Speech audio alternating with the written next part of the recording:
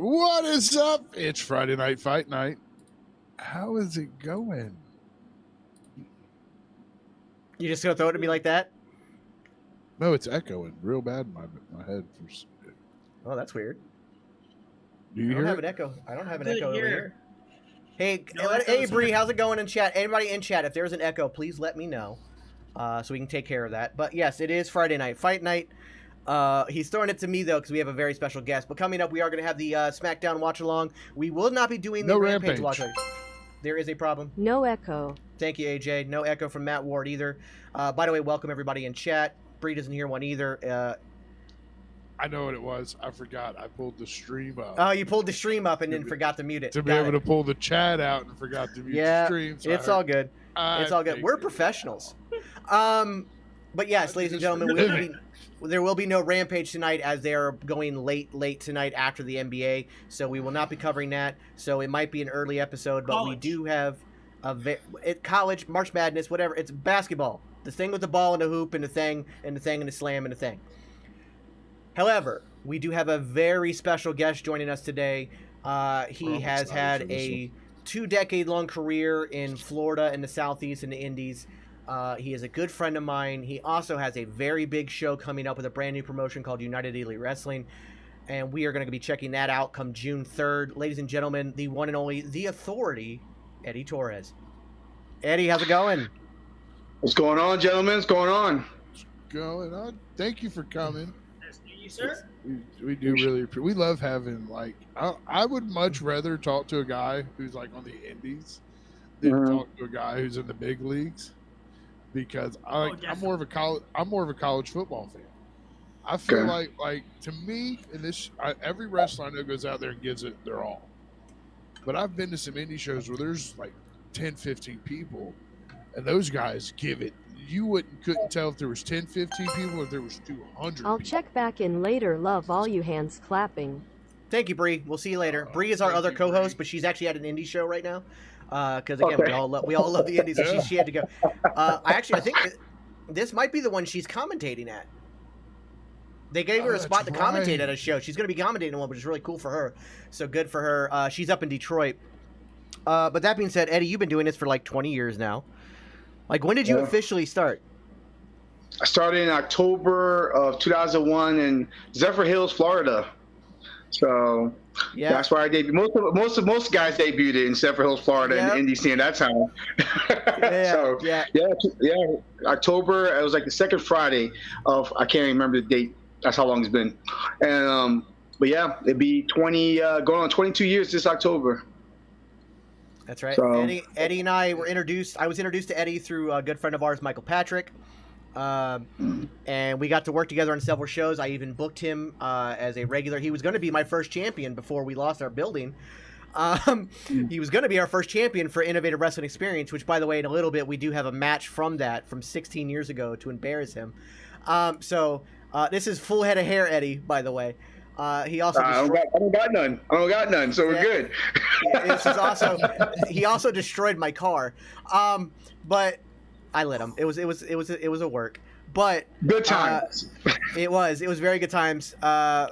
Working back then, it was definitely like, goddamn 6 shows a week or 6 days a week. We had Tuesday nights ACW, Wednesday nights my show, Thursday nights Elite Bucks show, and then Friday, Saturday, Sunday you could find at least 1 show, if not 2 shows on a Saturday, 2 shows on a Sunday. It was a grind. It was a grind back then, but you've been grinding ever since. You've even made appearances, which, by the way, Damian Angel, your tag team partner, has been with you just as long. State Line is, to me, one of the greatest tag teams in all of Indies. You guys do not get enough love. You guys have been on NXT. You got to work with Otis, or we should say now Otis, of the Maximum Male Models, which is the greatest thing in wrestling ever, and I will die on that hill. But you've also got to work AEW Dark. You had a wonderful match against Sean Spears, which you got, you even got your own entrance thing. Like, they went full bore for you, which was pretty cool. When you look back on the last 20 years, what are some highlights for you? The small moments, like we said, like the story you're going to bring up, like those little things that kind of like question what you're going to be. Like when you wrestle like those indie shows in front of like 30, 40 people, you realize that's an investment into a place that you don't know if you're going to make it. You know what I mean? So it's like over time, I've seen small promotions that drew 20, 30 people, and then all of a sudden they're drawing through, I don't know, magic. They're in front of 500, 600 people. You know what I mean? And I think that's always, like you said, when we used to grind 6 days a week, certain shows, like I bring up ACW, they ran a bar show, which was typically a bar show, but would pack the house more than a Saturday house show. You know what I mean? So those kind of moments, I look back and reflect on those golden days, and I kind of think about, okay, that's what made me want to continue grinding. And 20, like you said, 20 plus years in the business now, man, it's like I get these late opportunities. I'm 41, you know what I mean? And I'm, you know, like You're still I should be out the game, you know, but because of what I do and because of the experiences throughout this time and those reflections, it keeps me wanting to keep going, you know what I mean? To kind of give back, to kind of keeping that alive a little bit, you know what I mean? Those memories. Yeah. You also like I'm so like proud and impressed by you because you have gone through a bit of a body transformation here as you're hitting, you know, we're hitting 40. We're both 40 and I'm fat and you're in the best shape I've ever seen you in. Oh man, I'm trying, man. I'm trying a little bit. You've always been like, show the guns a little bit, you know, but you were always a bigger, stocky guy. But like I said, like over the last few years, we've been following each other forever. But I'm seeing you know your gym work and whatnot. Like you're in the best shape. It's like Stone Cold, who's in his like damn near 60 years old, looking better than he's ever looked. Like you're in a bit of a renaissance. So I feel like you should be done, but like at the same time, I feel like you're just getting started once again. There's like a renaissance here. What is something that you kind of look forward to in the next few years? Like there's some like obviously you got like these new promotions popping up. Have you kind of like looked like an MLW or a GCW or anything like that? I've been, you know, I haven't.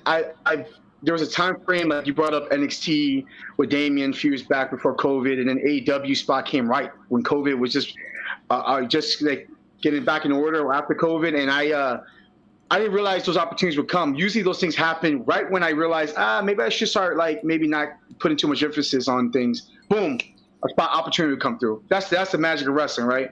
So I'm been more driven because of my fitness goals and because of my work ethic and everything like that, and because I have to pay attention to my body because, you know, it don't want to do everything. It don't want to cooperate every day. But to kind of look at what comes forward. Like I'm working with some new shows that we'll discuss later that are promising. I'm open to ideas working with other bigger promotions if they come through. But I really think like, and I know it sounds very indie of me, but I enjoy the independent scene a lot because you can make good money out of it because it's better money at it now.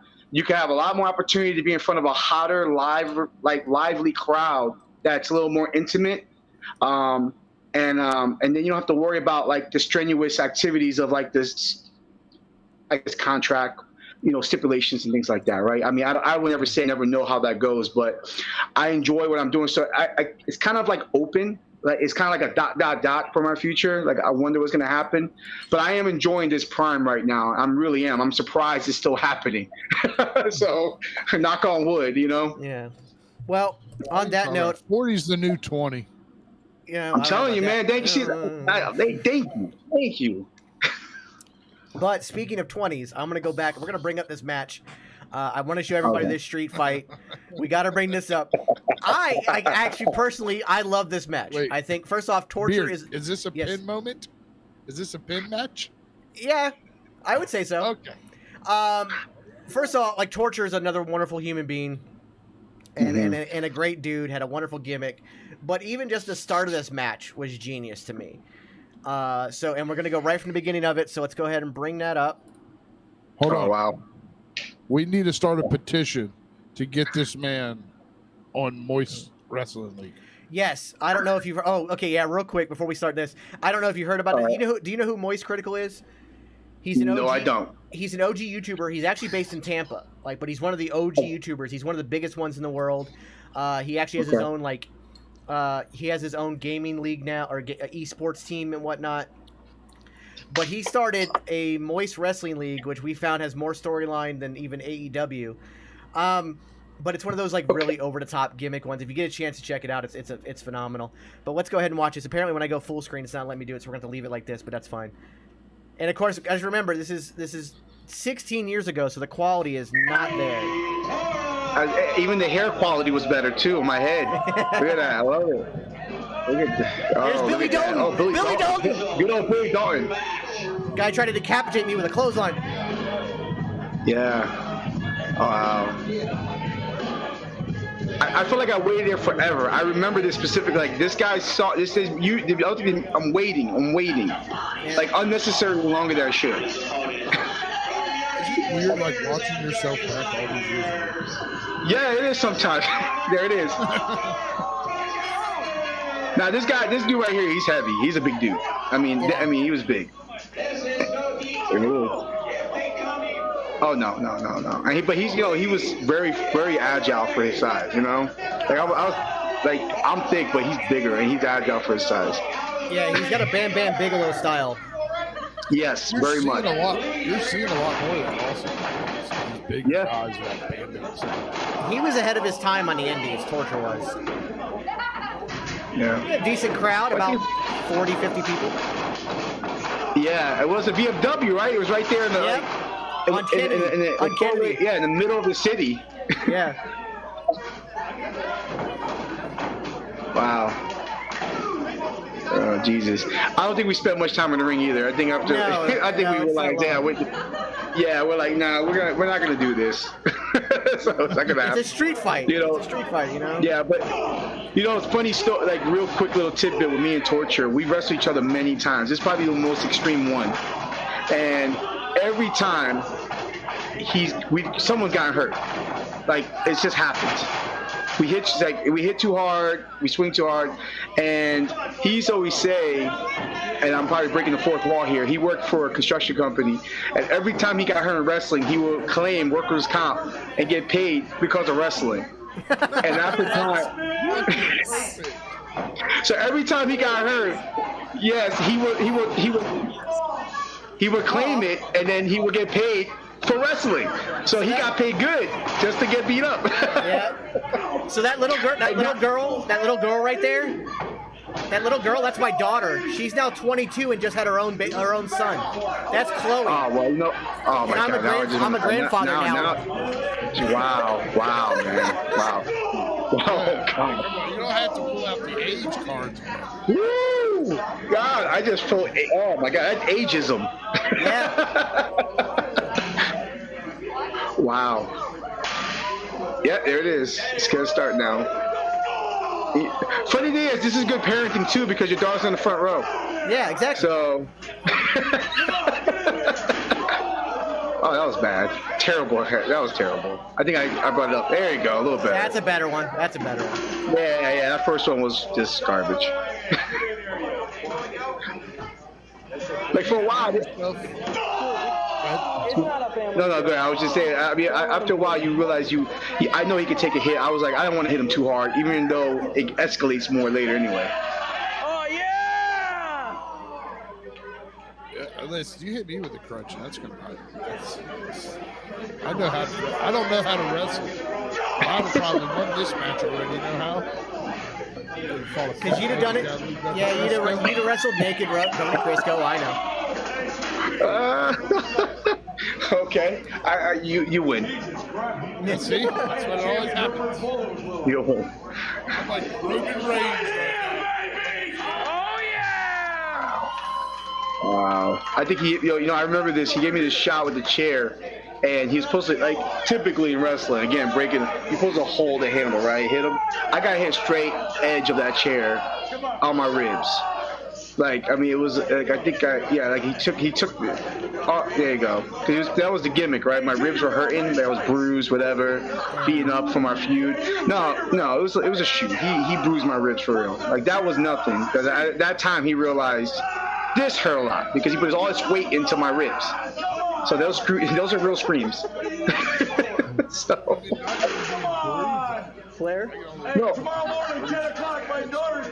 Yeah, because the thing is, you remember Bam Bam Bigelow used to have those strong corner shots. He'll hit you with those like sledgehammer.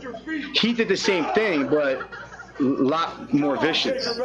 So, you know, like he really laid in the palm strikes, you know. I think at this point I'm like, I'm gonna have to fight this guy now.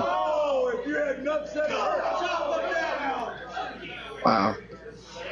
Don't forget Captain Fairy Dust. Wow. I don't even know what happened to that getup either, Vinny. I don't even know where any of that. That was your look for a while. That was your look. That was my look. Yeah, that was my generic number 5 look. Yeah, that you know was what I mean? Like on SmackDown versus Raw. The Dick's Sporting Goods one. The Dick's Sporting Goods onesie. Hey, is that your brother in security? Yes, that's my brother's security. Your brother just came off shift. Oh, he disappeared. He was right there. He is on the right. There he is. Yep. Top flight. Yes, top flight security. Oh wait. Yeah. By the way, my brother cop shirt, and your brother was a really cop too. No, he wasn't a rent a cop. That was literally a gimmick. That was a gimmick for he was security for the show. Yeah. My brother actually hosts one of our shows on Tuesday. And he's in chat right now. He's in chat right now saying, "Yeah, that's me." Oh man, he was great. What's up? Oh, this is it. That's it. It gets real dark, but this is where everything got fun. Yeah. I think we get a fireball here too. Yeah, it's coming. Yep. All of my. This is what I'm waiting. There's my car. There's my car. There it is.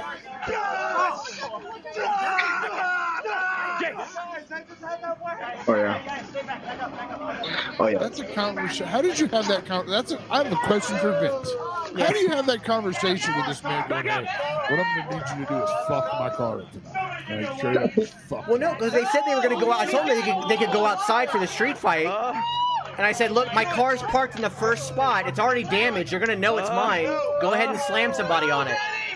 And they were all for it. Holy crap! Yeah, we were like, "You sure?" Yeah. I mean, he threw the suggestion. Just go ahead and do it. Okay, you don't have to tell us twice. You know. All right. Yeah, bash your car out. Yeah. Oh, here it is. Here it is. It's prepping. He's prepping for it. This is it. Yes. Yes. That conversation, Vin. I did not expect him to blow it at my car.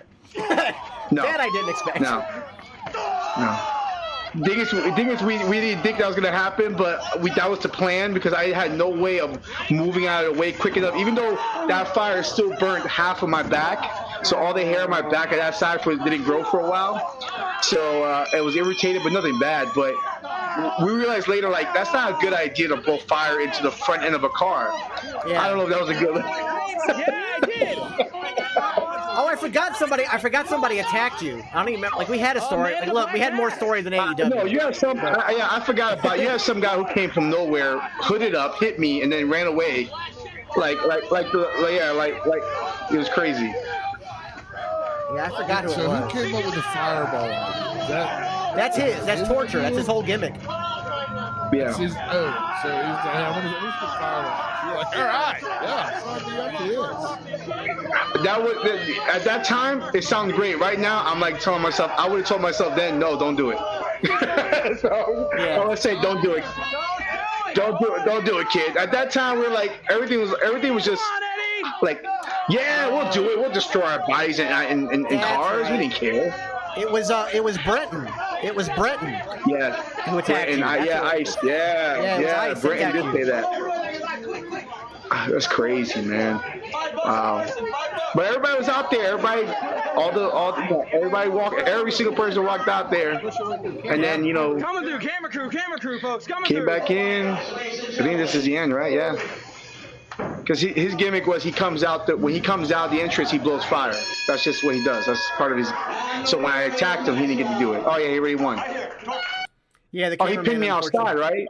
No, he pinned you inside, but the cameraman couldn't get back in time because everybody was like blocking the door, so we missed the pin. Well, that just made me want to retire from wrestling right now. So Camera guy had one job. One job, man. Yeah, I don't think he knew. I don't think he knew. No, I don't think he knew we were gonna do all that. No, but I mean that's some of the fun of the indies though, right there, like too. Yeah. And So that security shirt was a used Busch Gardens security outfit. Yeah, he got that from somebody. He used to work at. He didn't work security at Busch Gardens. He worked at Busch Gardens and got that shirt. But he was working security for that. I literally had him for that match because we knew it was going to go outside. So I was like, we need somebody to like kind of help the crowd not get involved. Which sure enough, if you looked at the end of that match after the fireball, there was a guy trying to get involved. I don't know who he was. He was trying to talk to the referee about stopping the match. This is like, it's a fucking work. Get out of here. What are you doing? But yeah, I mean, so that was 16 years ago. I would love to show some more modern stuff, but unfortunately copyright does not allow it. But definitely, like, your match with Shawn Spears is great. Like, there's so many other great matches you've had that people can go check out on YouTube. What is something, like, from looking back then to where you are now, what do you feel has changed the most? Like, what have you learned over the last, decade and a half? That's a good question. I think the biggest thing was finding my pace. You know what I mean? Like finding my practice over time, training, and because that's one of the things guys don't do. I think over time when they get older, they just do shows. They don't get back in the ring. And like a boxer comes back to train from years. They're going to train every day. They're going to keep going, right? Training was important for me, but also humbling myself and looking at wrestling like a green kid again, or young guy, and watch wrestling from a better perspective, so I could learn, because business has changed again. It constantly changes, and it's either I can adapt and still stay strong to who I was, but show some changes, or I could just be one of those guys that just travel the scene and just play that. Well, back in my day, you know what I mean, and. Yeah. I didn't want to be that guy. We dealt with enough of so those. I knew. Yeah. I didn't want to be like half the guys who grew up with. More love to them. If they watch this, hey, whatever. I'm a straight shooter, but it is what it is. But you can't. I didn't hate the business like so many guys did. So I knew if I wanted to stay consistent and relevant, I had to push myself. So I think what I've learned, like I said, patience, confidence. In my skill, man, like I think I hit a whole nother mark in my mindset, and even and I'm also athletic, man. I challenge myself. I think it's a thing for me. I have to keep challenging myself per booking, per area, and in the last 5 years, even with a pandemic, I've been able to transform not only my body but my career. My wrestling time, and it's been humbling. So. It's like one of those things where I guess it's like keep challenging and see where I can go with it. You know what I mean? And I'm just hard-headed. I don't know how to not compete with myself, if that makes sense. You know what I mean? Like I got to keep competing with myself. Are you still doing that spinning heel kick? Oh, brother, that's to the day I end this. I love your spinning heel kick. I just posted a highlight video from a show where that's usually a request. So if I wrestle a match, even a young guy just wrestled. He's like, "Hey, I have a question. I have an idea." Like, and I'm thinking, okay, you're young. You're gonna ask for a spot or something. Like, can you do the spin kick? I want to take it. I'm like, hey, I'll give it to you. You know what I mean? That spin kick has been around as long as I've been wrestling. That's the only thing I've done consistently since day one. So I'm proud that that's my niche, my little mark in the business, for myself. Yeah, I love it. This is a question, and we've interviewed other guys, but you were in Florida for the pandemic, and we know that for a while that became like wrestling hotspot. It was kind of cool. I was like, being here, getting to go to AEW every week and stuff when they let the few people in the crowd. How was it to like not have that like an empty arena feel, like wrestling in front of pretty much nobody's like there for a while on the indie scene, on the independent? Yeah.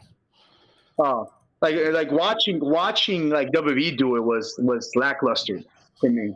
You know what I mean? Like not to, like it's just like because growing up in the business and even as a kid, you feed off the crowd, man. I grew up in the ECW era, so I knew that crowd was hot. That something was happening.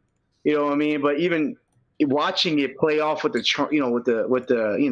screens and everything like that I couldn't imagine. I see some stories a lot of these guys on there talk about like having to just focus on the match, but it was just like synchronized. It was like I don't know. It was just choreographed wrestling. Even though we know wrestling choreographed at certain points, with the crowd, it muffles a lot of that out.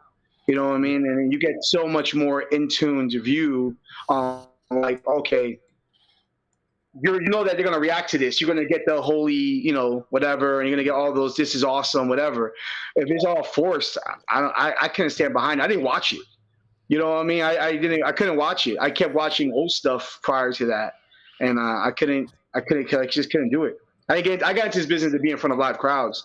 I didn't get this business to wrestle in front of screens. I know that sounds counterproductive, but that's WWE gets you both. In all fairness, we did wrestle in front of like 5 people before. We've done it. Well, but you wrestled those 5 people like there were supposed to be 2,500 people, right? Exactly. That was the whole goal. Exactly. Like we lived off of word of mouth. Those 5 people talk to another 5 people. That's 10. I know the math ain't great, but with time they'll come, right? Like if you build it, it will come. I just felt it was one of those deals. I'm excited for this show coming. Yeah, we have this show coming up, which is going to be in Florida. Yeah, I'm super excited for it, but I don't know. Have you done much outside of Florida over the last few years? Have you been able to? I've had more runs outside of Florida the last 3 years than I've had anywhere else. Like I do I'm involved with, I did a show in Texas with Damien in August. It's called Kings of Sports Professional Wrestling, like right outside of Dallas. Debuted out there. We just came back last weekend, following weekend from Mississippi, from a show out there. A guy runs BIW. He runs like between Mississippi, Louisiana, and he runs this whole like that mid region. He runs like a bunch of shows every weekend. And then I've done shows, Georgia, done shows, cosplay shows. Now I'm involved with the cosplay show. Oh, I play the Kingpin. I don't know if you can tell, but wait! You're skipping over the best one though. You were Joffrey. You were Joffrey the giraffe. Did you guys ever see that viral video? Did you guys ever see that viral video? For this story. Wait, did you guys ever see the viral video of the Joffrey giraffe, the Toys R Us giraffe wrestling in a match? It went viral. I'm talking nearly 100 million views on this video. That was him. I think everyone's. Yeah, that was Eddie. Eddie was a giraffe. Eddie was. I know I should have probably led with that, but like Eddie was Joffrey the giraffe. You have to tell that story because holy crap! Who don't even watch wrestling, send me that video. Yeah. Oh, and of course he freezes up right before the best story in the world. There you are. Okay, you're back. I was like right before the best story in the world. Yeah, you got to talk about how that came to be and the whole experience and the aftermath. Are you talking about the Amazon Prime? Yeah. Well, I was I initially invited to go out and do the Kingpin character for the fantasy cosplay super show, like the FSCW, and at SuperCon Miami a couple years ago, and all of a sudden there it is. There's his suit. Joffrey the giraffe suit, live in Liverpool. Now, I don't know, most of us, we all grew up as Toys R Us kids, right? Hell yeah, I'm all about that. You know what I mean? Like, come on, So I'm like, who's going to wear that? And he's like, I don't know. The showrunners. And they're like, they looked around like, well, what are you doing? So they did this big Rumble kind of gimmick where everybody come in, whatever. So they needed him for a key point to do this gimmick with Gangrel. And so I'm going to give him credit. Alex Chamberlain, we love him to death, another worker in the scene. Yeah. He also plays Peacemaker and all that right now. But he's like, he told me, I think you could do it because you're agile for a guy your size. So, all right. So I went out there, I tried on the suit. And a little tidbit I'll give you at the end of this. I tried on the suit. And I put it on. I'm like, okay, put it on. There's 2 pieces, obviously. And there's this much of viewpoint in the neck, right? This is all you see with the sheeting. Mm-hmm. I don't know how those people in Disney do it, but that's how they do it. You know what I mean? And I was supposed to clear the rope. I say, can you clear the rope? I'm like, yeah, I did it. No problem. They're like, you're doing it. So I did double duty that night. I did Kingpin in the beginning of the Rumble. Then I quickly got in the back, kind of like a movie star. They changed me up real quick. They put on my stuff, and then I realized I have to put the hooves on my shoes. I never even tried the hooves. So I had to put my shoes into these hooves. So I go out, and for one, if you watch the video, in the beginning when I come out, the whole entrance almost falls off because of the neck. And Milo Beasley, of course, he's the one that bringing them up. He's the one that's holding in the behind from it completely falling in front of 600 people, right? And I go out there, I do my thing, and the only thing in my head I'm thinking, I'm gonna go out there and I'm just gonna do my best Hulk Hogan impression because I can't talk. I'm just gonna flex and I'm just gonna do a bunch of that. Anyways, I get there, I get in the ring, I almost fall because I couldn't get my footing, and then we do the gimmick, and then everything else is history. It became a big viral thing. So, and it was talked about on ESPN. It was everywhere. Everywhere. Hold on, I actually have it. I'm gonna pull it up. All right. I found it. So let me pull this up because it was on Jimmy. It was on, like you said, ESPN. It was on Jimmy Fallon. It was on. Fallon. It was on everywhere. I have friends who don't even watch pro wrestling send me that video. Like, what is this? Meet and greets is this character. It's amazing. Oh, bro. The most fame I got in my 15 minutes, and my name wasn't even associated right away with it. There it is. So you see the entrance when you play it, you'll see it. Like that little entrance almost falls off if you do it. You just.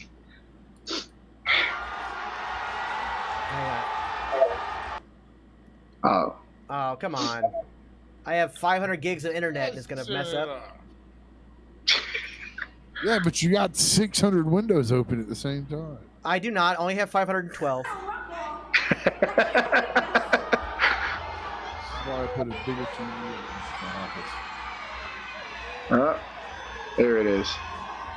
So, yeah, almost falls over. There it is, right there, right there. I see, you can't see it, but they were like two or three guys holding it back there. Mm-hmm. See, a little bit of Hogan. Wow. The kid is so hyped right now. Yo, let me tell you something. Let me tell you something. There was people crying. I'm not even lying. Crying how excited they were. I mean, it was tears. Because this was literally right after Toys R Us went down. Yeah. The timing couldn't have been better. I mean, right there you go. The Rick guy in the front row is amazing. Yeah. Yeah, these guys are great, man. There you go. There's Caleb Conley. He does Star-Lord. And he doesn't want to do it. Oh, my God. There it is. So, of course, at this time, Gangrel's calling for a cell phone. He's going to call Amazon delivery. So I was told just pose, get the crowd hyped while he does his whole thing. Gangrel's making a phone call. What's this all about? Oh my God. There you go. Yeah, there you go. They gotten better, right? FedEx shirt. I don't even know what to say. So.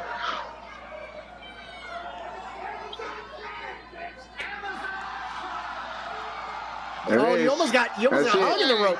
You almost got hung in the rope. Well, yeah. Well, if it were. Wow.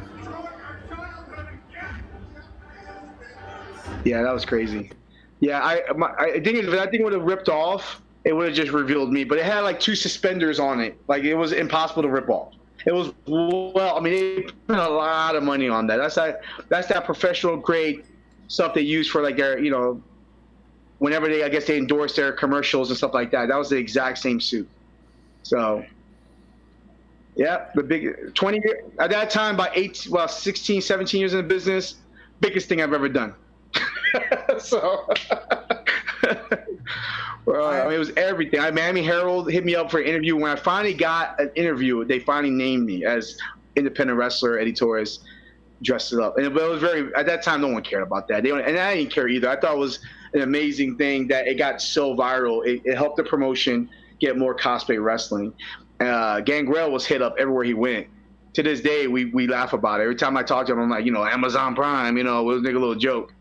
But it was good. The first thing I'm going to tell him is, you ruined my childhood when you hit the draft with Amazon Prime. You ruined my childhood, Gangrel.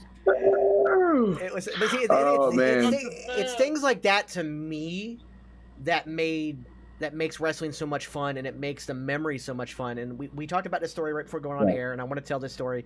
We did a show in Auburndale, and I've kind of told this story before, which is one of the reasons I'm no longer a wrestler.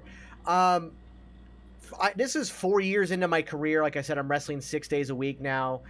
I'm not necessarily. Hey, Coach Ron, how's it going?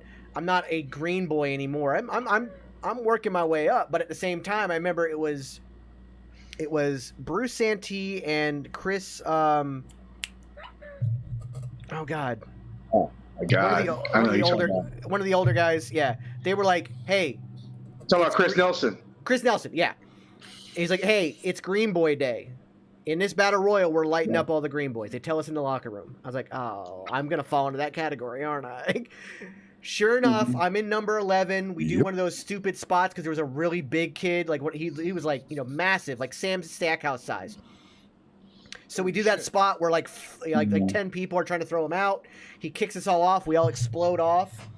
Well, Bruce was number 12, and I roll right into his leg. And he picks me up and he goes, "You ready, Green Boy?"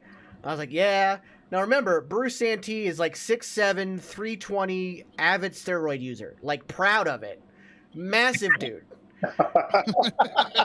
Like, just throw that out there, Beard. Oh, I always will, because I love Bruce, but fuck Bruce. I love Bruce, but fuck Bruce, because he tried to kill me. Like, legit, he used to brag in the locker room about the side effects. He loved the mood swings. He loved the back acne. He said we talked about this. Yeah. So he picks me up and full straight forearm at full force. Now, the dude's forearms are the size of my legs. Hits me in the jaw. My jaw dislocates, and I'm concussed. I've lost all hearing. I'm done. I'm loopy as shit. He throws me around some more, whatever. Eddie comes in. Milo comes in, and then Eddie comes in. And Eddie rolls in, and I happen to be near that corner, so him and I start going at it, and we start exchanging chops in the corner, and I can see him talking to me. I hear nothing. And I see Eddie's eyes go, he can't, his eyes got bigger, and he goes, he can't hear me, can he? And I literally, like, signaled to my ears, nothing. And I guess Milo saw the whole thing. He grabbed me, he threw me down in the corner. Eddie goes on to do something else. He's giving me that, the foot on the throat rest spot.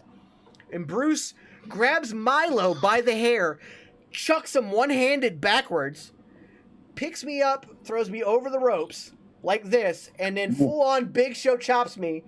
Bow! So loud. There's a full handprint on my chest that starts bleeding immediately.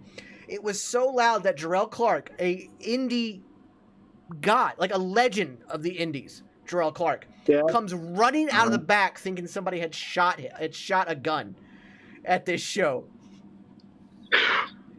It was in, like, everybody in the ring stopped for a second. There was a full pause in what everybody was doing. They're like, the hell? It was that and that place had like super high ceilings. I don't know how it rang through.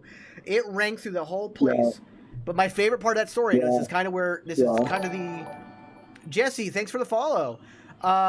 There is something that Eddie, I want you to talk more about. There's a bit of addictedness to the wrestling, because when we got in the back, again, my chest is bleeding. Which, by the way, I got an addition. I don't know if it's an additional concussion or just added to it. Because when I got thrown out, somebody got thrown directly on top of me, and my head hit the concrete. Just adds to it. Just adds to it. But we get in the back, and everybody's looking at me like, "Are you all right? Are you okay?" And I'm sitting there, and I'm like, I take a step back, and I go, "All right, I'm ready to go. Let's go again." Like, I was so, like, the adrenaline hit. I was so hyped up. Like, there's a weird addiction to this. Like, I don't want it to make it sound like it's a bad thing, but there is a bit of an addiction to wrestling. Like, once you start, it's like a Lay's potato chip. Once you have one, you can't stop. You have that first match. You gotta keep eating it, right? Yeah. And now here you are, over 20 years in the business. Like, can you attest to that? Yeah. You gotta be crazy and addicted to this to want to keep doing it. You know what I mean? Like, even guys who like that, like you just said right there, in that match, the way it happened at a show like that, that was just a testament to those guys at that time, because that's what they did. You know, that was the Rumbles, right? They beat you up and they made you pay your dues. Yeah. But yeah, the addiction part of it, man, it's people always look at it like it's a bad addiction, like doing cocaine or something like that. Like, oh, you don't know how to quit after a while. But reality, it's like you said, chips. Like once you start consuming it, you just want to keep being more of it, right? And sometimes when you're on a ride like that, like you got beat up, your ears busted, you're concussed, your chest is burning, you got thrown sandwich on top of someone's got a sandwich on top of you.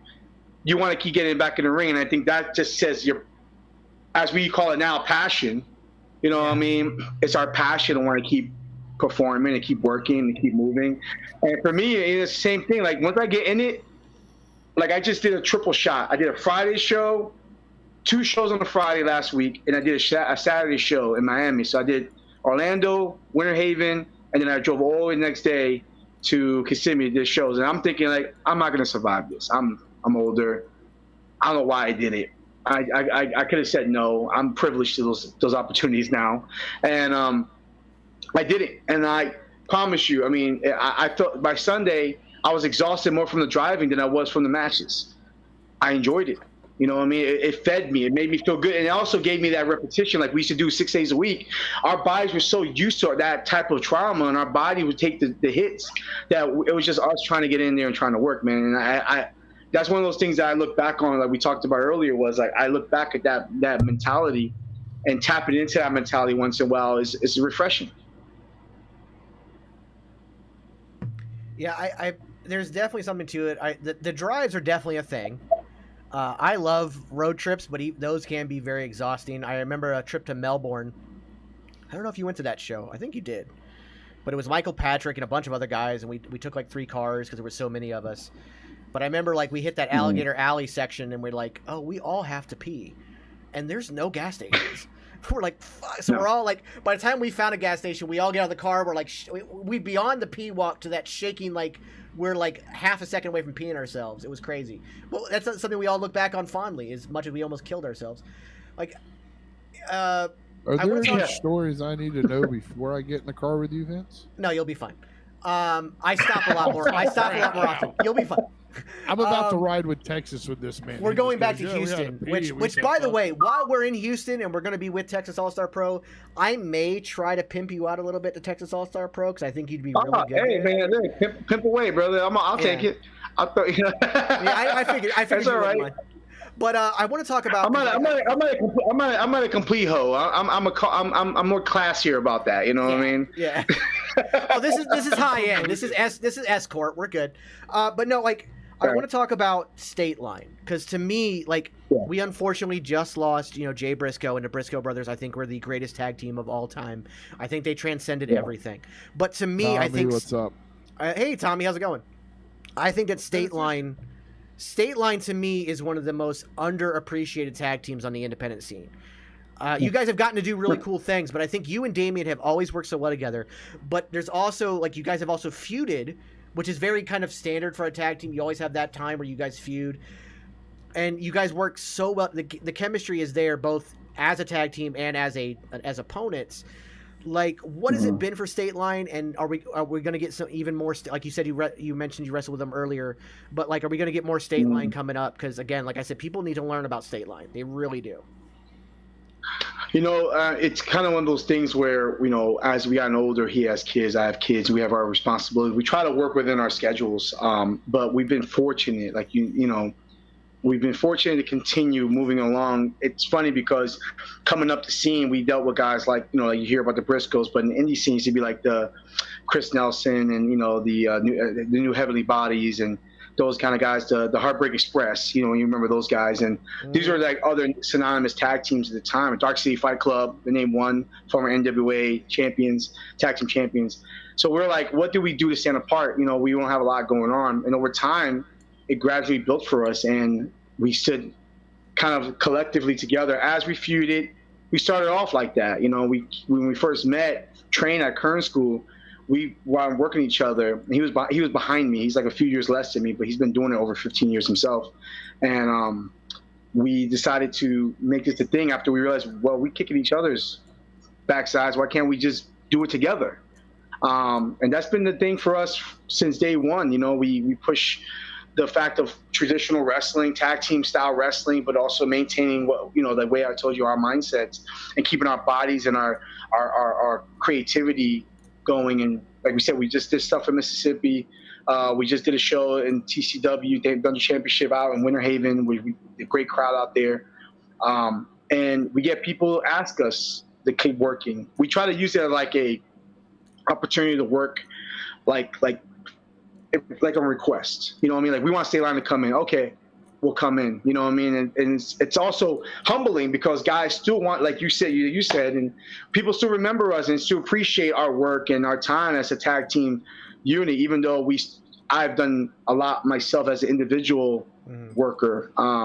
He also as well. So it's still open. People call it greedy. I call it opportunist. I do my work, and we also do State Line. So the options are open. We keep both sides open.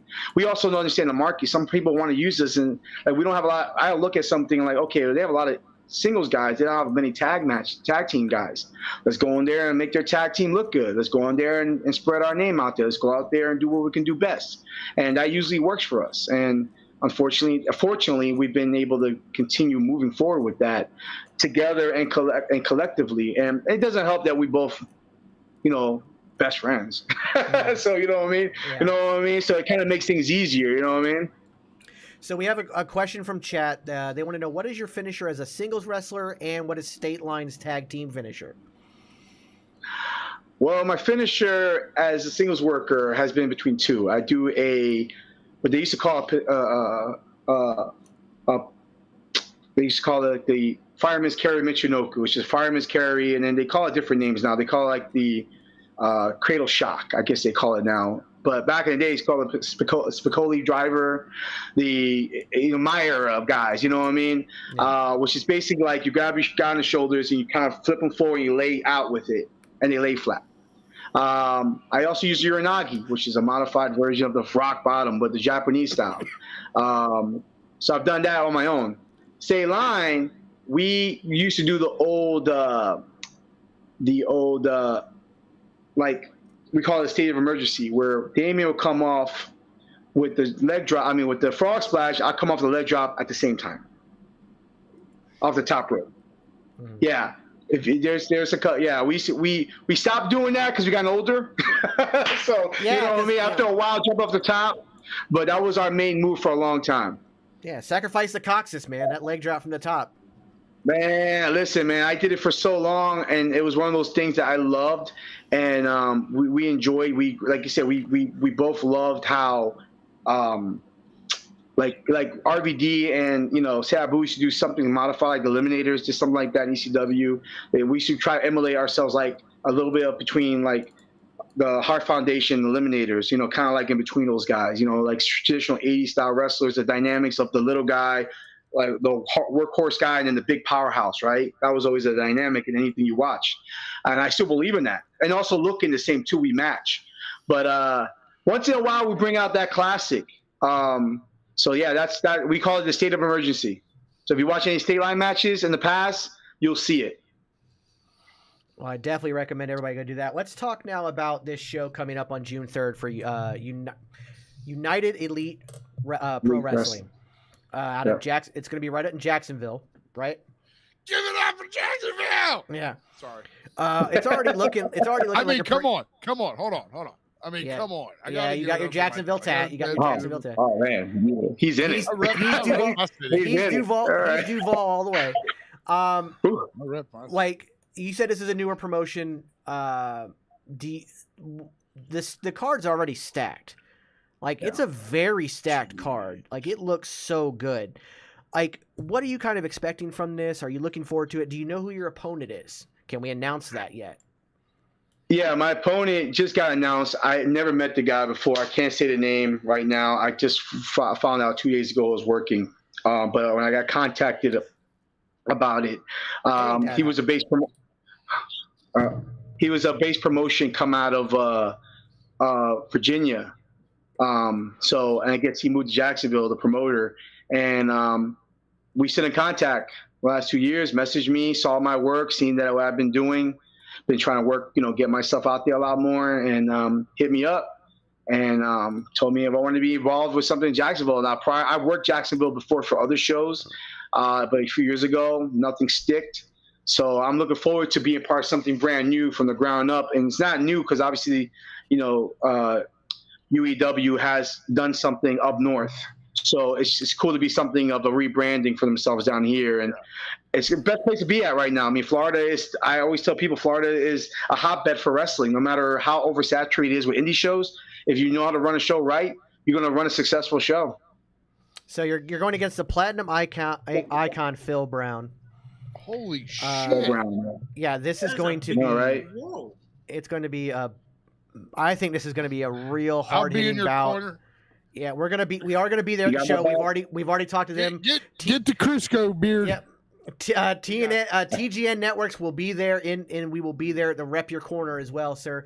But you guys, this match I think is going to be insane. Phil Brown, I've seen a bit of his work.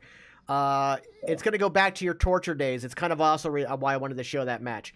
It's going to be some hard hitting stuff here. I think you and Phil are going to have maybe I'm biased because you're my friend, but I think you guys might steal the show. I think it's going to be one of those matches. Right. I think Phil's great. I think you're great. I think this could be really, really good.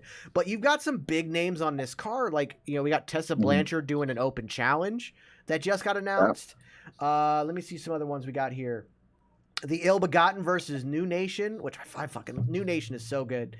New Nation is good. Shane Taylor is on this card, going against Big Con, formerly of the let me tell you how Connor from the Ascension. Jesus, words escaping me. Yeah. So I mean, this card is insane. Like, and that's just what's been announced now. What? Oh, we also have Double K Chris Keith. The original Ascension is on that card combined. Yeah. Oh, Tom and Con were originally Tom Latimer. Yeah, Thomas Latimer. Yeah, you're right. Good call there. Look at this guy. He knows his stuff. But we also got Double K Chris Keith versus Blackish Jack. Jack. Blackish Jack is by the way, that's another one you guys need to check out. Blackish Jack. He's a little bit harder to find some stuff, but like it's really good.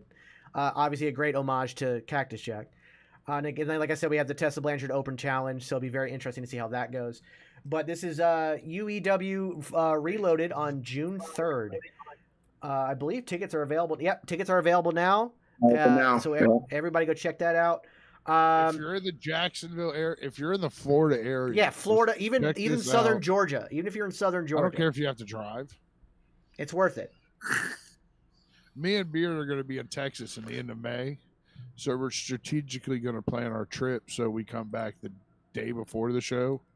So we're both like he's going to stay with me, so we're here rested the day of the show. Yeah, and we'll be doing interviews at the show. We're going to be covering it as well. Really looking forward to it. Like I said, Eddie, I think you guys are going to tear the house down. Should be a very, very good match. I'm looking forward to it. Eddie, I cannot thank you enough for doing this. The door here at TGN is always open for you, brother. If you ever want to promote anything, you let me know. I'm going to put you full screen, and I want you to just promote whatever you want to promote, your socials, with all that good stuff. So, Eddie, the floor is yours. Well, this is the Authority, Eddie Taurus. I'm over here representing these guys. I appreciate you very much for allowing me to come up here and talk about my career and some of the good points, high points, the funny points, Giraffe. So you can find me on Facebook. I'm on the Authority, Eddie Taurus. I got my own handle on there. I'll go Instagram at Eddie Taurus. You can find me on there as well. I'm on Twitter as well, Eddie Taurus. Everything's very singular. I got some upcoming shows I've been doing. I've been heavily involved with the Coastal Championship Wrestling, which is a major base promotion called The Last Territory. Of course, I am the last true heavyweight in the state of Florida, so I have to represent being part of this promotion. We've got shows coming up next couple of weeks. Next month to be in Concord, Kissimmee, and then shows out at Man Brewing Company. And check out CCW Coastal Championship Wrestling. Also, I am flying up to Richmond, Virginia next week to be part of the Fantasy Cosplay Super Show, FSCW. I reprise myself as Kingpin. Check me out there for the GalaxyCon convention. I'll be there all 3 days. So come check out the wrestling mixed with cosplay work, some of the funnest stuff I've been part of. And, of course, like my boy said right here, we're going to be UEW Jacksonville debut going to be coming up. Come check it out. Early part of June. Get your tickets. It's on sale right now. You can check my social media outlets. I plug myself every single day. I'm sure they could tell you. Wrestling Vince could tell you. I'm always on there. Appreciate you guys. Thank you for giving me an opportunity to come on the show and talk to all you. Eddie, you know I love you to death. Do me a favor when you get off of here. Send me the CCW stuff because I want to hit that show up too. I definitely want to go check that out. Okay. I forgot about CCW. Thanks, and man. I feel really bad about forgetting about CCW, but yeah, definitely hit me up with that. Ladies and gentlemen, the one, the only, the authority, Eddie Torres. Thank you so much, brother, and we will catch you soon. Thank you. Thank you. Cut the man off. I did. My bad. He's a nice guy. I can't wait to watch him. Oh yeah, I love Eddie. Really cool. I love Eddie to death. Dude, he's wrestling. Those are some big boys in that ring. Yeah, it's gonna be. It's like he said. He's the last real heavyweight in Florida. Yeah, and exactly. Phil Brown ain't no joke though. It's gonna be intense. It's gonna be good. It's gonna be real good. We'll be there. And if you're in the Florida big area, man slapping man meat. I'm gonna say this because if you're in the Florida area and you want to hang out with me and Beard, UEW, we're gonna be there. It's a great, like Tommy said in the chat, it's a great card. Names from WWE, NXT, NWA. I mean, they got names coming from all over for this thing. Being a hometown boy, I'm toot my own horn. It's so cool to see another indie promotion start. Yeah, and I mean, we have the USWA out of Jacksonville. They run, I think, bi-monthly. But it's going to be exciting to see what this promotion does, and a hometown promotion. They'll always have my support, my backing. I mean, they'll probably get tired of seeing my faces at shows eventually. Yeah, they're definitely like, and they're doing it right. You stack your card. You know, you're gonna start if you're gonna be running a newer show. That's a debut. That's a debut show. That is a debut show. That's a debut show, buddy. Big stacked card, big names, some controversy. It's how you do it on a first card. That's how you do it. I'm looking forward. Also, that CCW show. I completely forgot about CCW, and I feel really bad about that. But I'm definitely gonna go check that out later this month as well. AJ, me and you both. Me and you both. When he called him out last night, I can't wait for Yuta versus Shibata at. Ooh. I unfortunately did not. Life got in the way. I didn't get a chance to watch Ring of Honor just yet, so I'll watch that later. But I don't mind spoilers. It's fine, especially that spoiler. That's a spoiler I'm very happy about. Give me that match all day. Yuta sat cross-legged in the ring and said he will not rest. He said he will not rest until he defeats him for the pure title. I feel happy. I mean, AEW, there's not really much to say about AEW or Ring of Honor last night. Good show, great matches. Yeah. A lot of them were title matches, so you kind of felt like you already knew which way they were going to go. Metalik, AR Fox, and Blake Christian called out the Embassy. Right on. Yeah. Although the addition of AR Fox is a little bit weird, but not that weird. Not that weird. I wish they would have left, unless they're going to use Top Flight in the ladder match. I would have much rather Top Flight and AR Fox call it. Yeah, that's what I meant. That's what I felt like when I said it was kind of weird, is because AR Fox had been linked with Top Flight as a trio. Top Flight. But like you're right, Top Flight is probably going to be part of the tag match. You're right. Ladder match. Yeah. So that's probably where that's going to go. Aussie Open versus Daniels and that's going to be a good one. A lot of cake in that match. A lot of cake in that match. A lot of CPG says a lot of cake. Speaking of CPG, sent me a voice thing. You want to go ahead and listen to that before SmackDown starts? Yep. So, as SmackDown is getting ready to start here in a moment.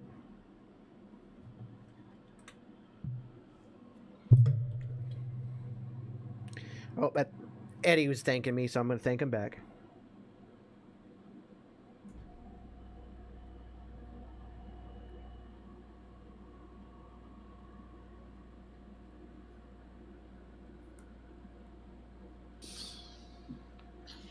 We got the SmackDown.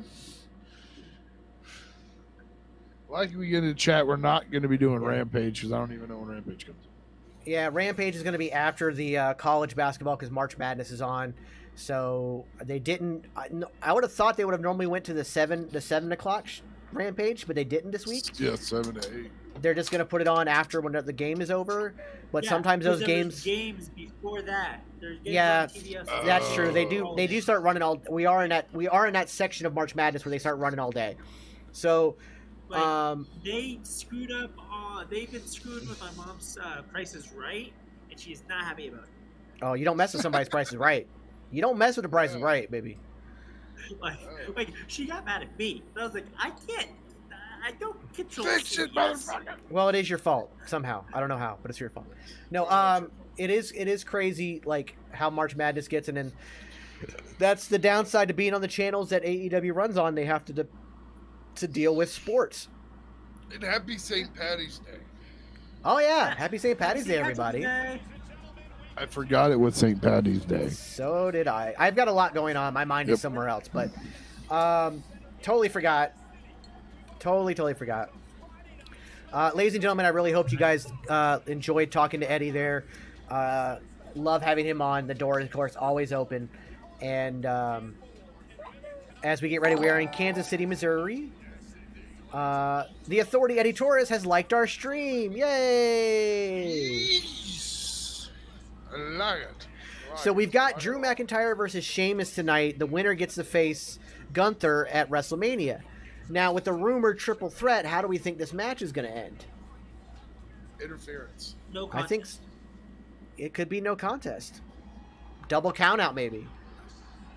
They're in So, Kansas. They're kicking it off with Cody. They are kicking it off with Cody. Okay. I'm a little bit behind you. So, speaking of the Sheamus, Drew McIntyre, and we were all assuming that Sheamus is going to win that IC title at Mania, right? Yeah. Get his final notch. So, with the rumors of them switching Butch back to Pete Dunne, Yeah. we turn him heel, and then a feud for the IC title between Sheamus and Pete Dunne would be phenomenal. I agree.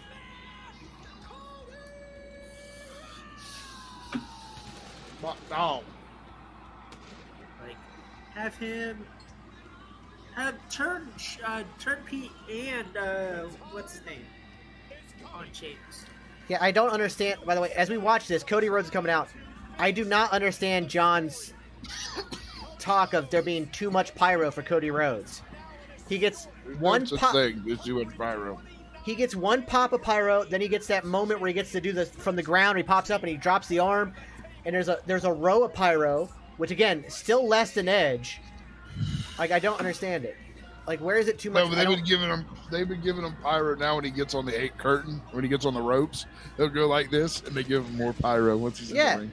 So he's got 3 pops of pyro. Yeah. Edge gets 5. Like, I don't understand. Like, it's not a lot, and it's all in the same spot. It's just a row of pyro. It's just there's no such thing as too much pyro for Cody Rhodes. I think John's becoming that old ornery man on the porch, trying to find reasons to bitch. Get off my lawn.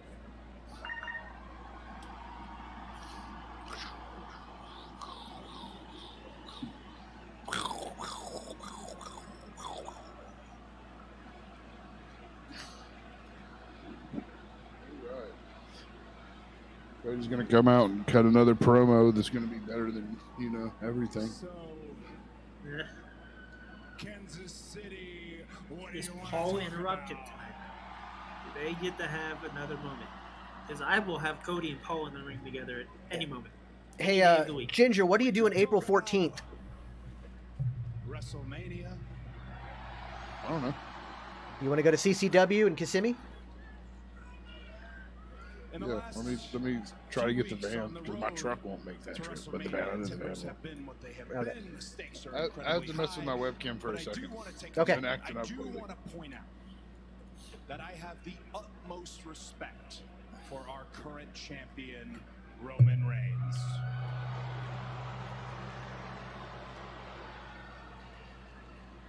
I think Roman Reigns is the greatest champion in sports and in sports entertainment alike.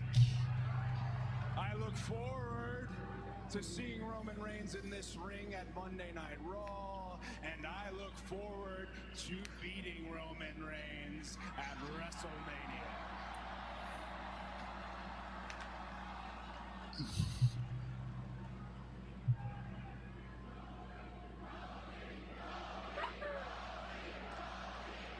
So I'm going to mute my mic for a second so I can turn on my TV and hear the promo. Yeah, go ahead. Yeah. But I don't want to talk about somebody. I want to talk to somebody. Yes, AJ, we are 2 weeks away, 2 weeks removed from the start of the subathon. I know he's watching. So Yes. Jeez, has it been 2 weeks already? It only feels like it was last week. Oh, he's calling out Kevin Owens? Is he gonna have Kevin Owens and make Kevin Owens Sami Zayn, you know, I'm asking try to reconnect? Is he gonna play Peacemaker? Need to have a little conversation. Audio guy lost the thing. I do like the new KO where it really does look like duct tape when it first comes out. Yeah. They did a really good job with the graphic. And now it's on the shirt too, where it really does look like duct tape. Oh God, I don't want to keep seeing that spot. Ugh. Cody's gonna try to make Peacemaker.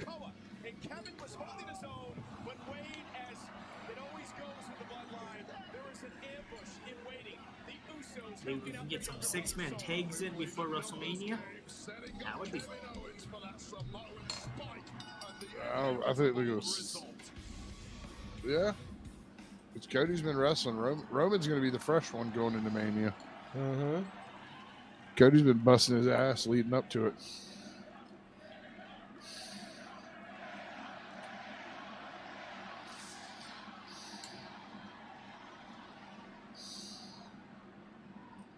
Thank you, Cody. Make Cody do all this work to make it even better for him when he beats Roman. Yeah. Makes him look like a fighting champion. Just hear me out. I don't think this is a conversation between two people. See, I don't know how y'all drink that Prime. I refuse to drink Prime. Hey, I want to I'm try not the drinking. water one. I don't want to try. I don't want to try the energy one. I just want to try the water. The water. Yeah. The water one probably kind of cool. Sami Zayn. He's gonna play Peacemaker. You're right, MJ. Yeah. He's bringing out Sammy now. Yeah, I had that feeling. But you also can we talk about how the merch sometimes kind of quasi spoils things? The fact that he's using duct tape over the Uso. Yeah, it does kind of quasi. It's the same duct tape that it's on the back of his shirt. That Just Keep Fighting.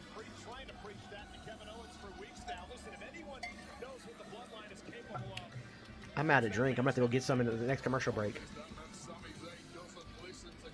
Thank you, everyone, for hanging out for the interview with Mr. Eddie Torres. He's a nice guy. I can't wait to get to meet him in person. That was really great. I didn't get much words everywhere, but learning was awesome.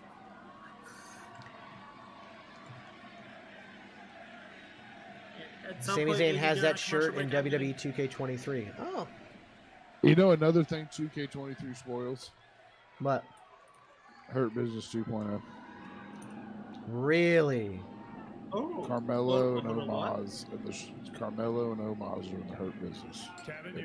Wow. Yeah. See, that should have been downloadable content. Yeah, because when is that going to happen? Because Carmelo's about to win that NXT title from... It's just probably forced.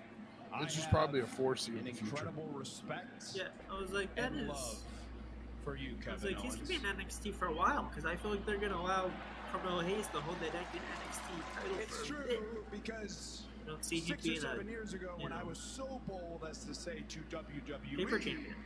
good luck in your future endeavors, And I Super said it Beard with this confidence that didn't No. really exist. It was false. I needed help.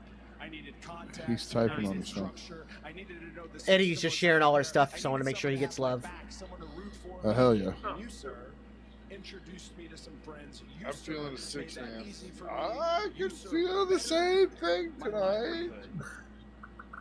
A 6-man And match. at some point, At some Yes, point, guys, please. I'm going to get my Starburst infused tequila and drink that. Try that because I haven't actually tried it. Yeah. Careful, don't but get a you should DUI. Why don't we have Jack, it was Yeah, part no, of my you- rise for the Mr. Line because you get to choose between Hurt Business and Evolution. Just go ahead and put it on main TV.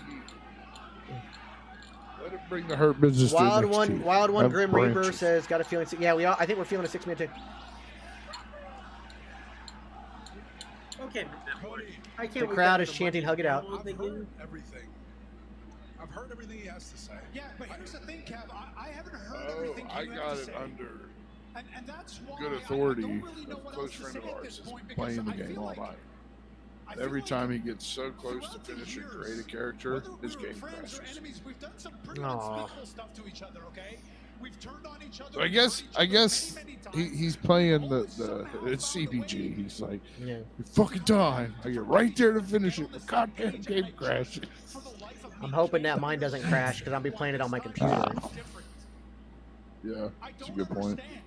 So if there's something, never mind what I have to say. If there's something you need to say, if there's something you need to get off your chest, tell me. If you need to scream at me, do it. If you need to punch me in the face, do it. Do whatever you have to do so we can Oh, get so back Tommy to is wearing where his we Dick Kick were City shirt. Give it up to Tommy for repping the channel tonight at work. Yeah. Did Tommy get his cop shirt? Not yet. No, It's on, not yet. it should He be in got the next his- couple he got days. his Dick Kick City shirt in, but he didn't get his mall cop shirt yet. Look, man, I came out here like you asked. He's hoping to have the I mall listened, cop I one heard for him out. Monday because Tommy's Are going we to be a good? guest Yo, for you Raw. want- Can I just And so he's hoping he can wear it Monday on the did I stream. get what I wanted? That's Did I get what I wanted? Guys, you both know better Don't than forget, anyone. We are ladies in and the gentlemen, service girls. industry. We are in the people. If you'd like pleasing to- business. It doesn't matter. You like the cool kids?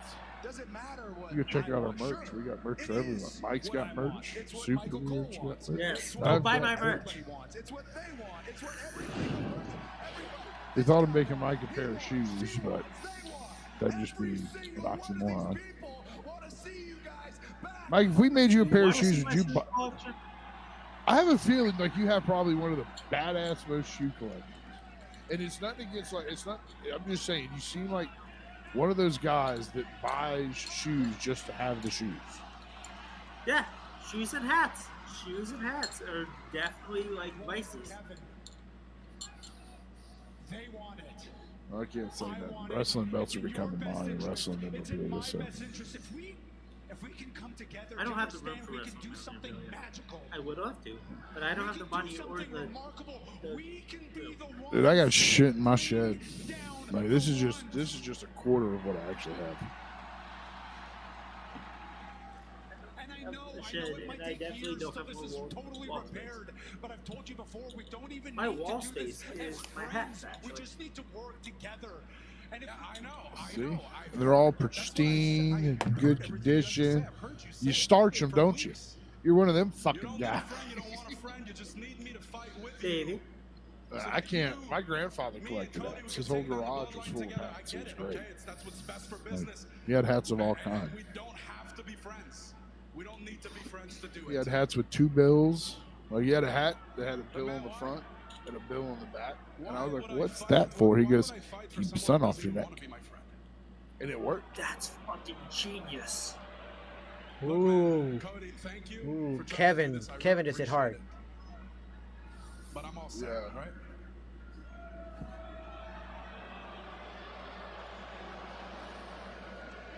Man, you know the one thing I would find badass about being a WWE superstar is that my hair would look the same every day because they get a fresh Yeah. cut. You get a fresh cut every week. My hair would look the same all the time. I'd be so happy. Cody Sami needs Zayn. another dye job there. Yeah, you can start to see the black coming through. Sami Zayn and Jay are going to have a showdown tonight. Interesting how that's going to go. Rhea Ripley and Dom are here. In a mixed tag match against Santos Escobar and Zelina Vega. Hell yeah.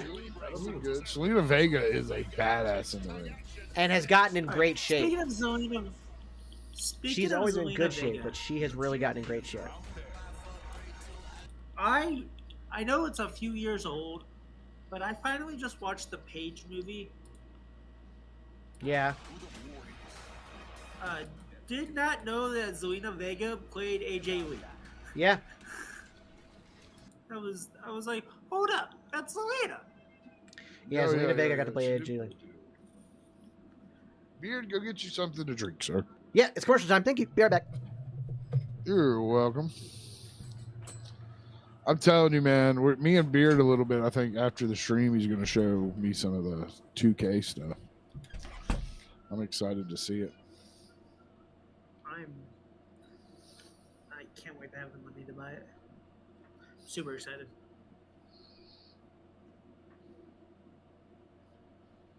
We didn't get none of the Elite Edition or the Deluxe Edition. Beard's just getting the regular old fucking game. That's probably what I'm gonna do too. Because I got when I bought 2K22, I got the NWO version. Yeah. Matt, MJ, you have a question in the chat. Matt Ward wants to know, do you know who does his Page's wrestling? No. No. Who wrestled?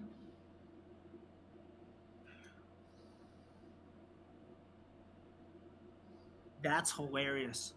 That's hilarious just because of the conversation we had off air. Just because of the conversation we had. She's gonna be a part of the UEW, United Elite Wrestling. Which that's one controversial wrestler doing. You gotta another have it. one is really funny. You gotta have it. Yes, the 52 weeks of my gym is gonna be insane. I got this shit. You ain't got nothing to worry about. I just saw a picture the other day. Speaking of people who were like wrestling for people in movies, I saw a picture of Canyon when he did the stuff. Who better than Canyon? For David Arquette and Ready to Rumble. It was like a picture of him, David Arquette, and they were both wearing the cop outfit from the final match. I love being wireless. No, my headphones are wireless now. Nice. I probably should invest. Hey, for just invest much of these. Well, I just meant invest in wireless, not like having to invest a lot of money, but. So the WWE Backlash in Puerto Rico, the priority pass tickets and pre-sale tickets just went on sale. So the Are you planning to go into Puerto Rico? well, I mean, it's a U.S. territory, so you don't even need a passport. Oh yeah, that's true. It's a U.S. territory, so yeah, you don't need we a passport. haven't really sat down and explained to Mike our plans, have we? No, we have not. No. Nobody tells me plans about anything. Mike, this is just a me and Superbeard plan. This has nothing to do with the channel. I mean, it benefits the channel, but it has we're going to do this win or lose. Yeah. But we're looking at it like we were talking bread trucks and stuff. We want to take this. We want to do like kind of a Pat McAfee thing and take vlogging and still be able to do our shows on the road. Like be able to go to the CCW show. And instead of having to stand in the locker room, like we have a little setup, we pop out outside of the bread truck or whatever, and we can interview them sitting right there. We can do our shows and stuff. You guys should come up to Defy for a show. No, that's the plan, is to travel to as many shows as we possibly can. Oh, trust me, Washington is on the book. I want to get back up to Washington State so bad. Right. And let me know so I can come with y'all. That's fine. Just want to let you know I love you, okay? That's it. That's it. I want go on said trip. You want to go on said trip? Oh, Tommy, were you here for Tommy? What's this? Tell Tommy about the CCW. He's got family that lives down there. In Kissimmee? Yeah. April 14th, there is a CCW show. Eddie Torres is going to be on that show. CCW is a good promotion. It's one, I don't know why it slipped my mind, but they're a very good promotion. So April 14th, I definitely want to go to that show. I think that'll be fun. By the way, I think we finally got the MJ, because you didn't get to see it. Before this Judgment Day, like before this mixed tag match, they had a segment where Kevin Owens was leaving the arena. Sami Zayn chased him down, told him, said, look, I wasn't saying I don't want to be your friend. I was telling you that if you didn't want to be my friend, we could still do this together. But you're my brother, and I love you, and I always will. And you can see the look on Kevin's face like, oh shit, maybe I was wrong. So, again, planting seeds, making moves, stepping forward. Yeah.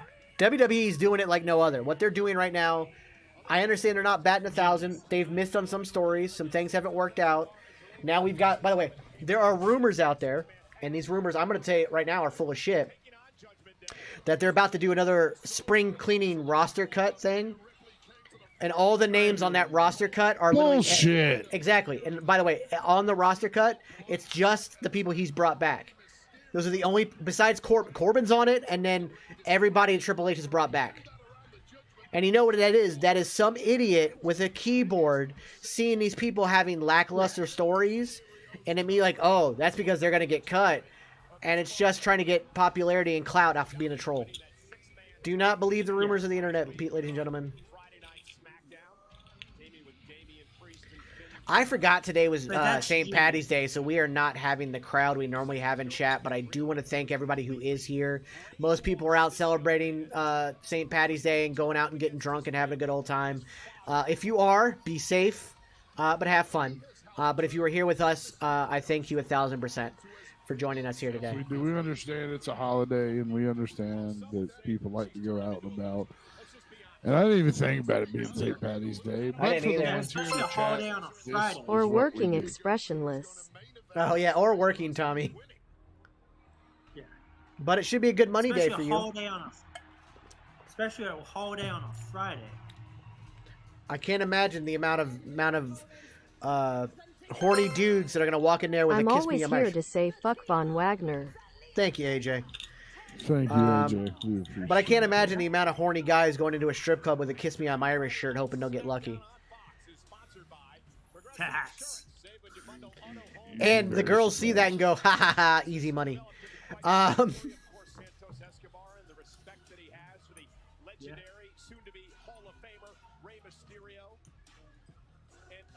So far, no one really.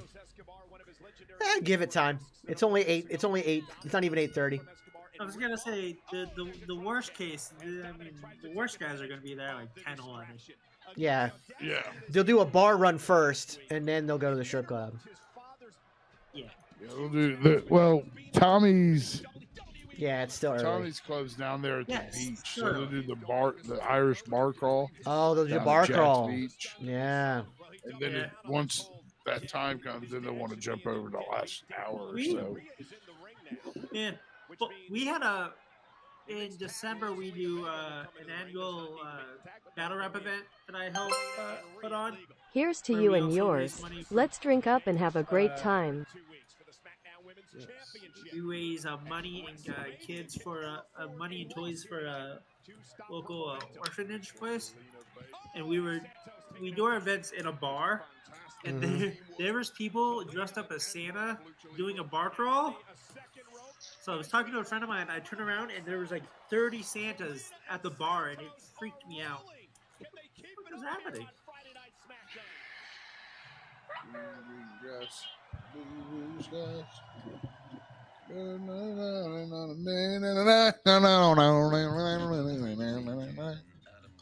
Oh no, Rhea Ripley. Boom, bitch, get out the way. Zelina Vega going up. Middle rope moonsault might as well be the top rope for someone that small. Yeah. You are behind. Oh, back in the ring, breaking the two. All right, listen, sir, I'm commentating. I'm giving the fans what they tuned in for.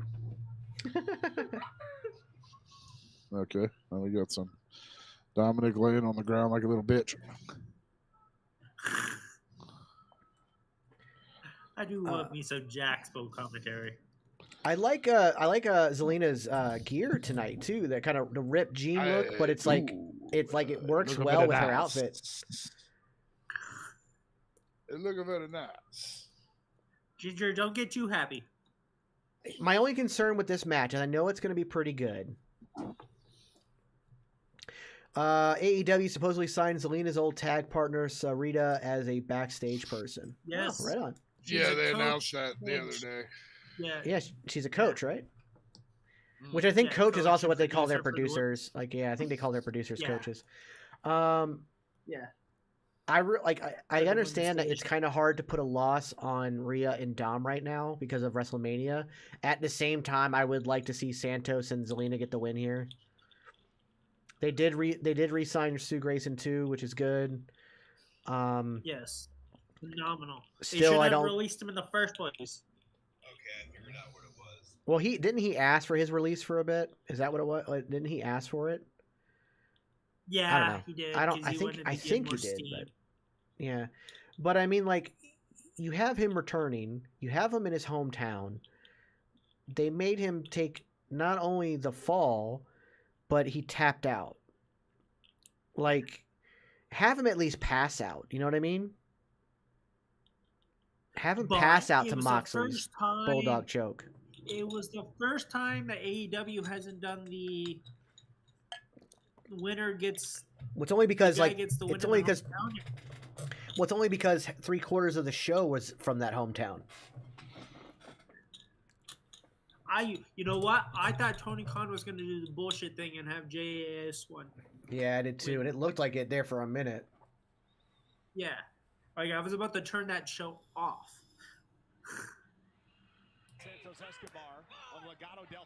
If House of Black would have lost, I'd have been pissed. That'd have been the end of my time watching AEW. That'd have been the final straw for me. Though, was Taya Valkyrie's all elite. They're actually going to build Taya a little bit before they throw her in Jade. I hope so. Well, she's got her in-ring debut on Dynamite. Hopefully, they'll give her like 5 good matches, 5-10 good matches, and then give her Jade. Well, I'm wondering if Taya is going to be the person to beat Jade because Chris Statlander's injury is worse than they suspected. Like, maybe she's not going to be ready to come back, and they don't want to, like... They obviously don't want to drag this Jade thing out too far. Then again, I wouldn't be surprised. I honestly wouldn't be surprised if Tony Khan tried to beat the Goldberg record of 138. God, I would hate that. No offense to Jade. I find it funny that Jade and Taya had the same finisher. Oh, I thought she was just doing that to mimic to mock Jade. No, they have the exact same. She does use. I didn't realize that Taya used the Glam Slam. Yeah. Yeah, she does. That's her homage to Beth Phoenix. Oh shit. Yeah.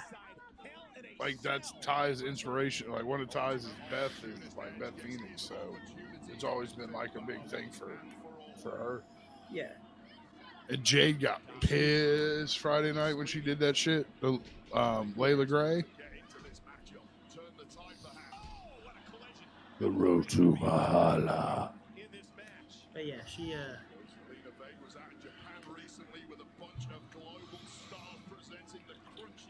I wonder if that what's her name, the Valkyria that's now in NXT.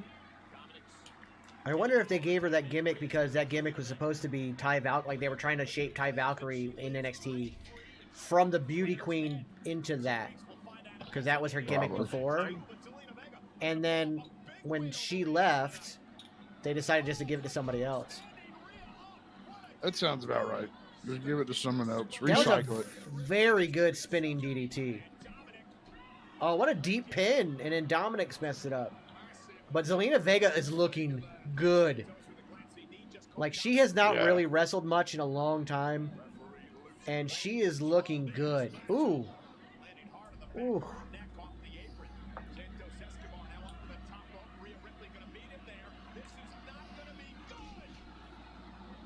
By the way, how is, like, just a quick question. The Tower of Doom spot is so cool. I love the Tower of Doom spot like that. But, like, the guy's gonna fall into superplex anyways, right? He's gonna land on his back, and it's the guy giving the superplex. So how does having somebody underneath you grabbing your thighs make it worse? Like the person who turns it into the powerbomb, but they don't like. Yeah. Now there were some people who do it right, where they grab you in the powerbomb and they do like a Batista style sit down powerbomb, and it looks more devastating. But like Rhea just kind of threw him. Oh yeah, nice. That honestly, that's a set that, like I said, I wish that Zelina would have won, but that ending makes sense. Oh, actually, on the second watch, Rhea drops all the way to her knees with it, so that's good. When Rhea did it to Santos, she dropped all the way to her knees, so that shows it. But that kind of like, basically a pop-up Riptide. Yeah, that, okay. That was a good ending. I liked it. That was a good ending.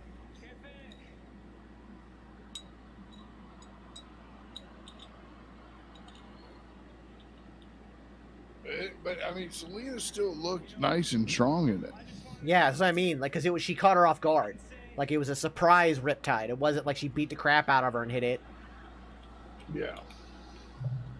She looked like she was going to get the win. So, yeah, she looked good.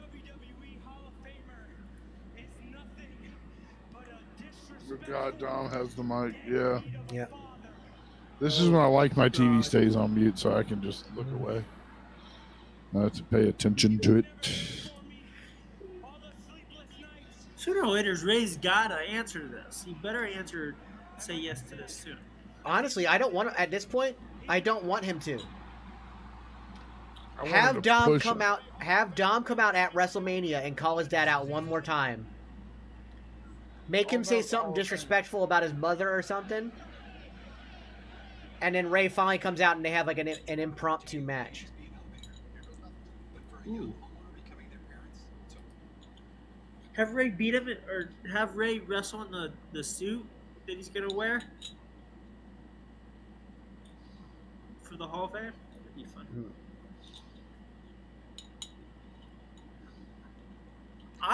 If you're not gonna make it an official like retirement match, like, and not like it's like if I win you have to retire, if you win I'll shave my head or something, like if they're not gonna do that, give me it as an impromptu match at WrestleMania. Don't give me, tease it the whole time, tease it, and give me the final blow off at WrestleMania. If you're not going to pitch it as a retirement match.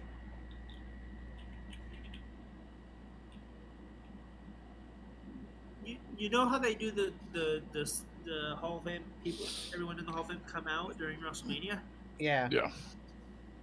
I want them to have an old school Ray pop up.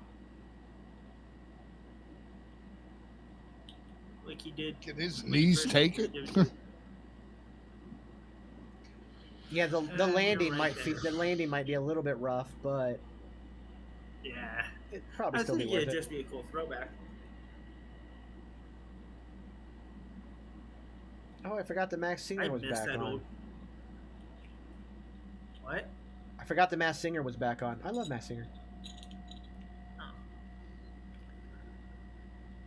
Did you see the reason Batista isn't going into the Hall of Fame is because he's filming a movie during the Mania weekend in Brazil? Yeah, I saw that. Yeah. Which that's like I'm saying, to me it's like, are we going to end up being like, we won't see Batista until 2025? Because like I said, next year it's got to be all ECW, man. It really does. Like I can't imagine, even if it's not all ECW, Paul Heyman has to be your headliner, right? Yeah. Like, that just makes sense. Paul or someone who, like, whose face is ECW. Like it has to be one of the big names in ECW. But I think you either have everybody be an ECW original, like you do Paul Heyman as your headliner, Tommy Dreamer is one of them, fucking Taz is one of them if they can get away with it. But oh my god! So there's a new ride coming into SeaWorld, Jax. There's a new. Did you see that? Did you see it? Did you see it? Jax, did you see it? No. It's a roller coaster, but you're standing. Not doing it. Oh, I want to do it. Yeah. I want to do it. Yeah, because no, you're not dragging me in. Okay, I'll do it. Fuck. A standing TJ, roller you coaster don't sounds like fun, roller man. coasters, don't you? He drags me into no, but I love roller coasters. Yeah. I just don't. I don't have. I have this thing of sitting. I'm fine. Sitting, I don't know why. I don't know what gives you the urge to. Well, from what it looks like is that you are kind of like you're standing, but you're strapped in, and there's a seat kind of cushion underneath you, so you are still technically sitting, but it's in a standing position. I want to try it. I like the Manta at SeaWorld because it's an inverted roller coaster, but then the seats prop up, so you're flying. So you're laying. You see, I didn't know they had rides at SeaWorld. They started adding rides. Like they've always had a couple like little rides, but they started adding like major rides like about 20 years ago. But they've been very slowly adding rides. They have the fastest roller coaster in all of Florida there, called the Mako. That bitch is fast. Kraken is fun. That one's been there a while. They also had the Journey to Atlantis water drops, like the giant flume ride with the big car. You go down the big hill and it splashes water everywhere. But then they've added the Mako, the Manta. They've got the Pipeline coming. They got a couple others. So they're trying to make themselves more of an all-around theme park than just basically a glorified zoo. But yeah, the Pipeline's the one they just finished. The Pipeline is the one they just finished. That's the standing one. I do roller coasters. I love roller coasters.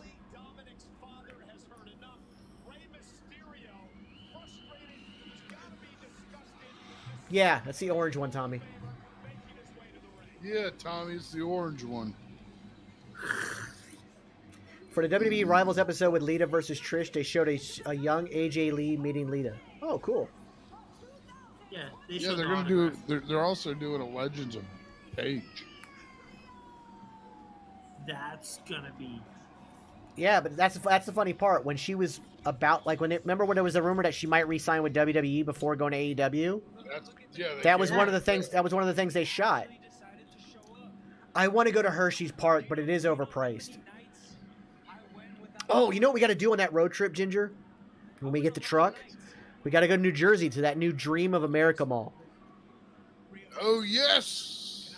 It's got a full theme park inside, 2 water parks, rock climbing. They got a huge maze. Kind of like the Mall of America, but bigger. But like, it's now the biggest mall in America, the one in New Jersey. It's brand new.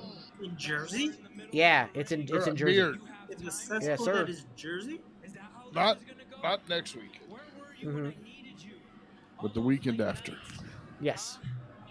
We got this WrestleMania marathon. Yes, sir. Yes. Okay. During this WrestleMania marathon, I decided I want to do something. What would you like to do, sir? Oh gosh. I want to give some shit away because I have too much shit. We can do that. We can do giveaways. All right, I got some autographs. I might have a figure or two. You never know. We'll do some giveaways. Got some DVDs. Where's it at in New Jersey? Let me look up the exact location there, Coach Ron. Yeah, no, we'll do some giveaways. We'll start starting Monday. We'll start pitching it too, that people know it's coming. The giveaways. Yeah. And don't forget, we have 2 new shows starting this weekend right here on the TGN Network. We have World Championship Wreckage from 9 to 11, talking all things WCW, which is going to be fun. This week we're covering the Turner buyout. And then Sunday. So we go backward. Or no, that's the beginning. That's the beginning, sir. Sunday. Yeah. I want to do this right now. Sorry. Sunday. We have History of Honor with me and Lord Mannix. You're talking about one that's going to be fun and exciting? I can't wait to hopefully get on an episode with you boys and talk about Ring of Honor. Oh, we're going to have all kinds of things, man. It's going to be a fun meetup. It's going to be cool. So, Coach Ron, you were asking where in New Jersey. It's in East Rutherford, New Jersey. So they have North America's largest indoor water park, and it's DreamWorks based. So there's Shrek, Madagascar, the Penguins, Trolls. There's all kind of themes there. They have the first and only Mr. Beast brick and mortar location, the Beast Burgers, which are really good, by the way. Let's see what else we Shout got. out to Mr. Beast. That dude is a genius. Yeah. They have the world's largest, or the nation's largest indoor theme park called Nickelodeon Universe. So that theme park is a Nickelodeon Universe, which, by the way, one of the things they have on there is not only SpongeBob, but they have Teenage Mutant Ninja Turtles. The other half. Turtles in the jail. Turtle power. They have more that they have like at least 2, if not 3, putt golf courses inside. All right, I'm going to Jersey. We're gonna have to book a whole week. Jersey. We're gonna have to book a whole weekend up there, or not book a whole weekend, but like plan a whole weekend up there. There's a lot to cover. Yes, I'm gonna fly out to Jersey here soon. They even have a blacklight mini golf course, so it's all done in blacklight. Blacklight. Those are golf fun. is Those are real fun. I love them. Blacklight middle. They have an Angry Birds mini golf. They have a mirror maze, a giant funhouse mirror maze funhouse. Yeah, you see, I would. They also, by the way, I would get North America's first and only indoor real snow year-round ski and snow resort. I'm going snowboarding, baby. I'm going snowboarding, and they have a giant. They have a giant. They have a giant hockey, regulation hockey size ice rink. I love ice skating. I am taking my wheelchair on an ice rink. They can't say no. This place seems to be big as shit, Coach Ron.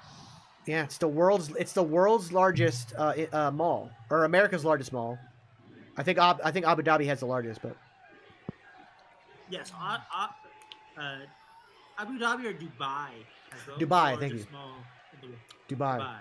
But this one is pretty big. They've also got Legoland inside there. Oh, Legoland. All right, you see. They got an now aquarium you're called speaking Sea my Life.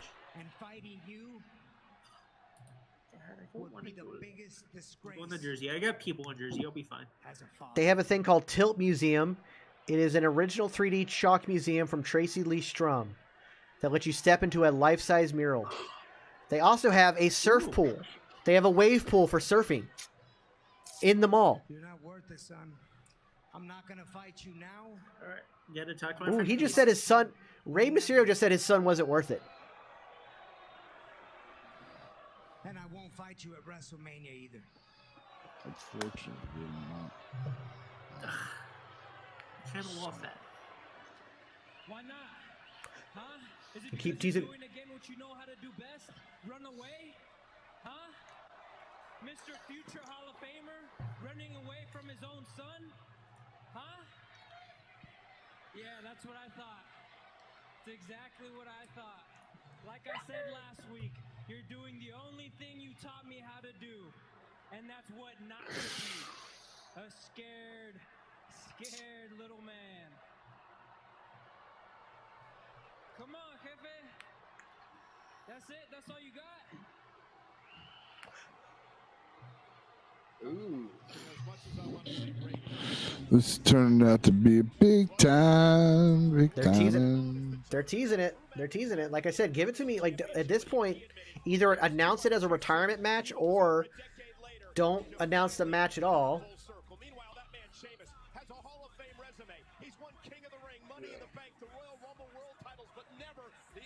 So I don't know who said it, but somebody said that if Sheamus wins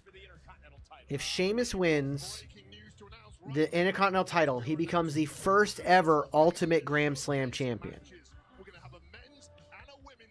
What does that entail? I have no fucking clue. Because you have Miz, who's a two-time Grand Slam champion.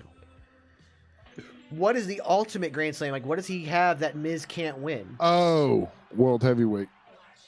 Miz has WWE Championship. Miz does not have a World Heavyweight Championship. That could be the only thing I can. But don't take my word on it. That could be But the has only thing I can but think has of. Sheamus ever won He held the big Universal? gold. Has Sheamus ever won the Universal? No, I don't think so, right? No, neither did the Oh, Miz. the Rumble. He's got a Rumble win. Oh, That's Miz thank does you, that. AJ. That's what it is, AJ. Thank you. The Rumble win added to that gives him the Ultimate Grand Slam. That's right. I forget that Miz has never won a Rumble. Not yet. There's a lot of historical people who go their whole career without winning it. The Rock won it once. Stone Cold won it once or twice. But like, did Hulk Hogan never win a Rumble? Yeah. Did he? I think in 89 or 90. Well, the Rumble didn't start until 90 or 91. Right? No, the Rumble was 87, It just 88. No, because it just hit 30 years. Didn't it just hit 30 years? No, the Rumble started in 86, 87. Austin won 3 of them. Yeah. That's right, he won 3 of them. The first 2 winners were... Because the first 2 winners were... First it was Hacksaw, and then it was Big John Studd. Yeah, I know Hacksaw won the first one. 87, 80. Yeah. Hogan won back to Hacksaw back. was the first one that didn't mean anything. Yeah, that's when it wasn't even on a pay-per-view. Yeah, no, it wasn't. It was on USA Network, January 24th, 1988. So maybe the pay-per-view didn't actually start until 90 something. AJ says Hogan won it back to back. Yeah. Because I think he won it. They're saying that technically the first ever Royal Rumble was a 12-man Royal Rumble at a house show that One Man Gang won in 1987. I think that was a predecessor, and then it went on Big John. I think that was like a Studd. test. That was a test. Yeah. Who won the only 40-man Royal Rumble? Rey Mysterio. No, it was Rey Mysterio. I thought it was Rey Mysterio won it. Del Rio won it. Was it Del Rio? Because I thought that was how Ray got his Iron Man time. Because it was more people. Ray. No. Ray got his Iron Man time when he won it. Yeah, that's what I meant. That's what I meant. After Eddie died. Yeah. No, that's why I thought the one in those. The 40-man Rumble came down to Del Rio and Santino Marella. Yeah. That was, that's right. That's the one where they actually thought he was gonna win. Like they made it like a big deal, and then Del Rio threw him out. Yeah. The 40-man Rumble didn't come until years and years after Ray won his in 06. I think that was like 2010, 2011.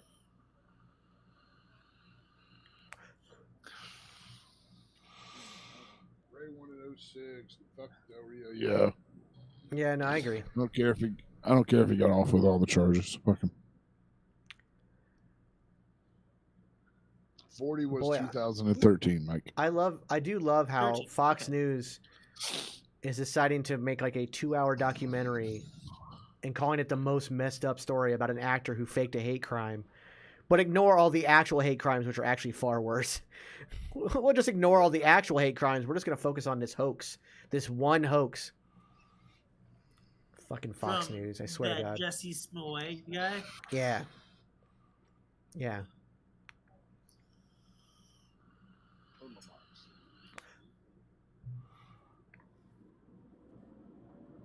Again, let's not focus on the far worse things of actual hate crimes. Let's call this the worst thing in American history. It's a hoax about a hate crime.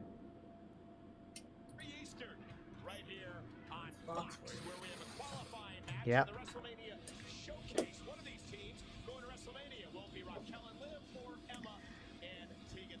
Why is Tegan Nox now with Ella? What happened to Natalie? Or Natalia? I mean... I don't...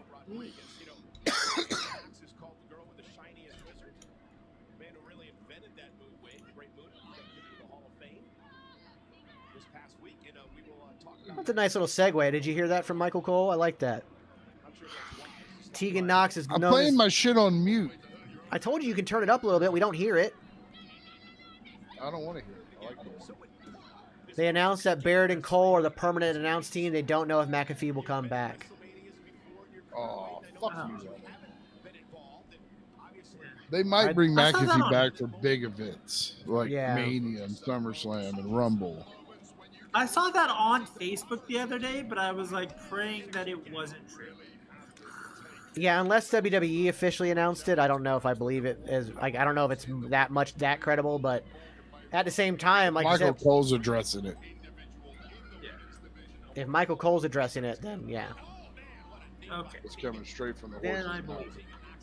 Alright. And they're like super close friends. So like, okay. Yeah.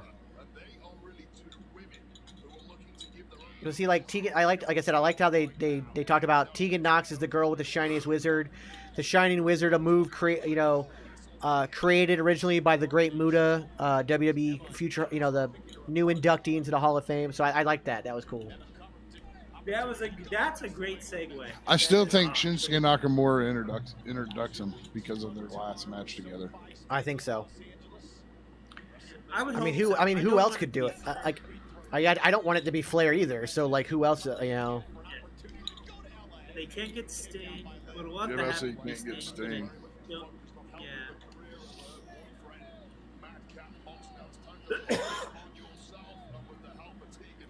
Although I could see Triple H reaching out to Sting and to Tony Khan and trying to make it happen. Yeah, I don't see TK allowing it.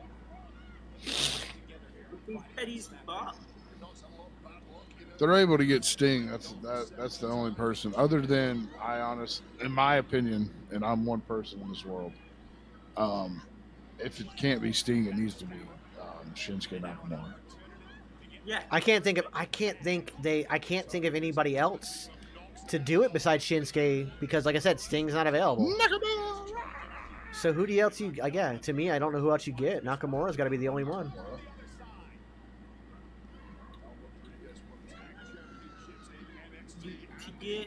Who was his manager in WCW? Oh, fucking Sonny Ono. Yeah. Sonny Ono's a con. Is a fucking. Have you seen that episode of National Treasure? Yeah. Where they're trying to buy Andre. I haven't seen that one. No, I haven't seen that one. Dude, they're trying to buy Andre's mask, and Sonny Ono is straight up a used car salesman. Carney son of a bitch. He's like, oh, you need this mask. AJ Francis was going to punch him in the face. Yeah, he's like, I'm about to punch him, dude. Punch him. Yeah. Like, he was pissing AJ Francis off. He was like, I don't care that you work for WCW. But at the time, he had the one mask that Andre wore. So. Or as the machine. Machining. But yeah, so they're doing. It, so I mean, it was. They're doing some kind of women's tag team showcase at WrestleMania. I guess to set up the next competitors for the tag titles after Mania. Yeah. Okay. And again, because you have a fatal 4-way tag match at WrestleMania. I'm sure whoever wins it will be first in line. So there you go. You've got the prestige of the two massive people holding the belts. You're going to have a major 4-way match at Mania. You're adding prestige to those women's tag team titles. I heard that. Whatever happened to those dirt sheet rumors that Triple H was trying to cut back on WrestleMania? Now they've added tag team showcases for both the men and women. I heard that that Becky and Weedy were actually gonna do a double shot at Mania, where they were gonna have the 6-man and they were gonna defend the titles. That's not happening. I wouldn't overdo them. No. Obviously, it's not happening if the showcase isn't until WrestleMania. Oh, they're doing it for the men. That's what I mean. Like, whatever happened to Triple H is so stupid. He's trying to cut back on Mania. Blah blah blah blah blah. Everybody's pissed. He just added 16 more people to the card. 2 fatal 4-way tag team matches is 16 people. Oh crap! Yeah, it is. I had to do the math there in my head. I saw a rumor that Trish is going to turn heel and set up a match for it with Becky at SummerSlam. I mean, maybe, but I doubt I wouldn't it. mind seeing that match. I wouldn't mind seeing it either, but Also, making your WWE legend a heel. I don't know if that works. Weird. Yeah. Have you ever seen one? What, a WWE legend come back as a heel? Yeah. Not a beloved one like Trish. It'd be something different. It would be different, but what different isn't always good. Yeah. Because if it's It not could be accepted, different it'd be different in two different ways. You could either have it different as it turns out as a banger and everyone gets behind it, or different and everyone's going to shit on it. It's a risk to take. Yeah, it's a huge risk. Because think about all the pop that Trish gets, and like to try to think that Becky won't get booed in that.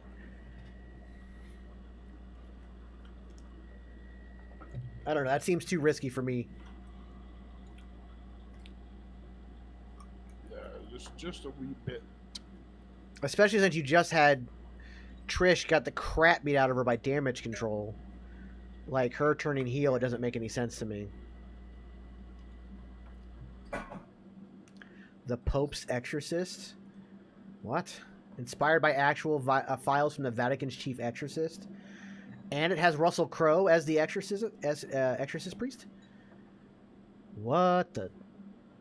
What kind of commercial are you watching? New trailer for a movie called The Pope's Exorcist. Okay. Guys, I am going to grab that tequila roll. The Pope's.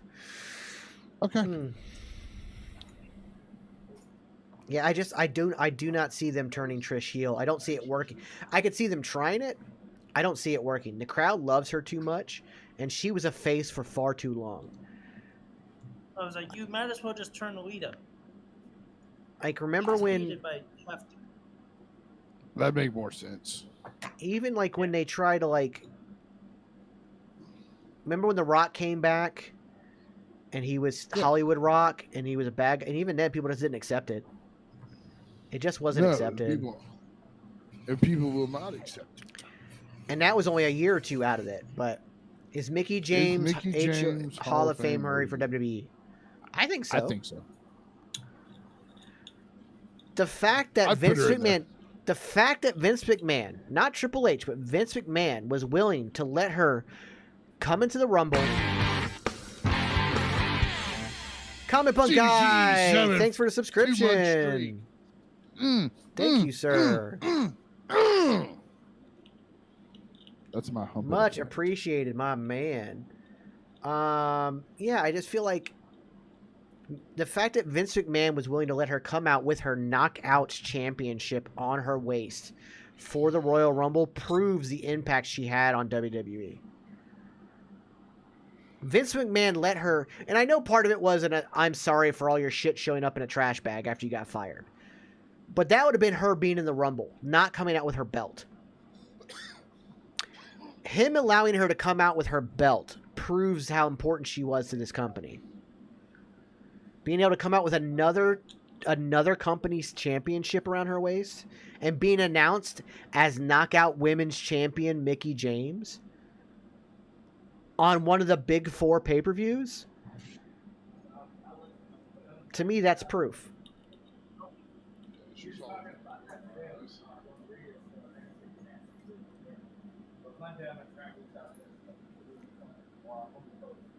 On my podcast? Okay. Awesome. Thank you. Kelly Clark.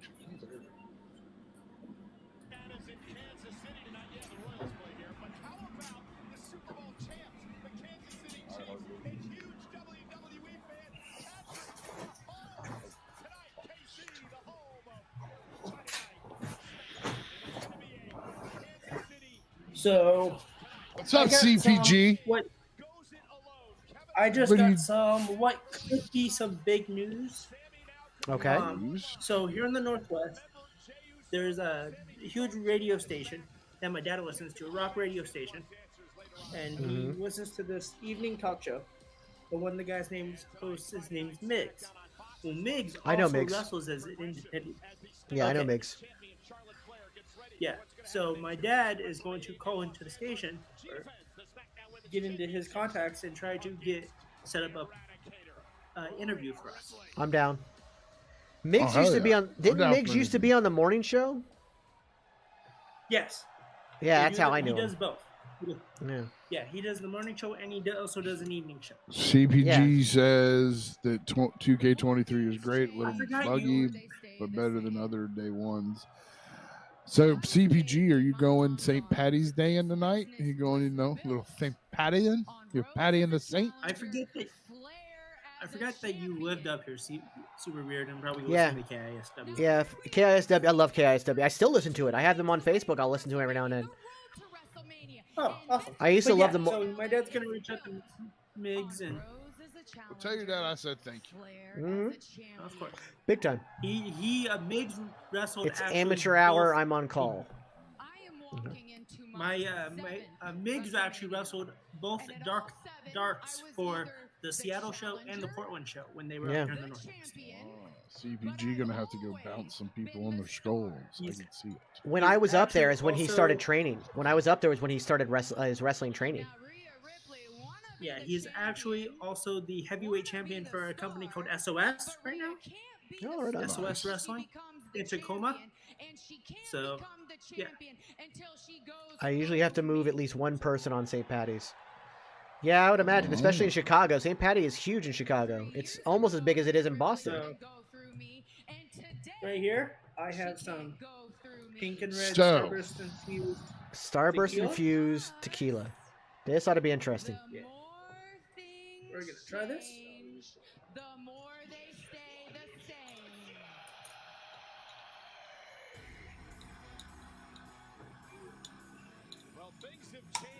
All right, so you remember the other day? Remember the other day when you rated your buddy Jake TV? Yeah. I've been watching him off and on for the past couple of days. Yeah. He is on like day 4 of a subathon. Is he? Yeah. And he is entertaining. Thank you so much for rating him. I actually enjoy watching him. He's a good guy. He's been doing streaming as a full-time job now for like 2 or 3 years. Well, dude, I'm telling you, man, he's very entertaining. And if you talk to him outside of the stream, dude, that's just tell him that. I mean, I enjoy his shit. That was really he good. Just seems like a normal person. Yeah. And that's what I enjoy about I don't like the gimmicks. I want to know the person. Since he's on a subathon, we can raid him tonight when we're done. Okay, yeah, he's got like 3 hours left. Yeah, and Jake was an independent wrestler, yeah. Was he now? Yeah. He's also run a couple promotions. Oh, sweet. When I walk through the locker room, men, women, he's got like they all turn their back and walk 3 hours away left. because of fear. Or so he thinks. I'm dangerous. I am bloody good at what I do, and everyone fears me. Well, that's good because we're gonna end Friday Night Fight Night a little early because we don't have Rampage. So we'll raid him once. We don't have Rampage. Once SmackDown's done, we'll raid him. He used to wrestle on Grimm's Toy Show. Oh. Oh, I haven't watched the Grimm's. He used to be in a I haven't faction watched called that Legendary. shit. I remember watching it. That pisses me off. I'm going to try to infuse more candy in tequila because that was delicious.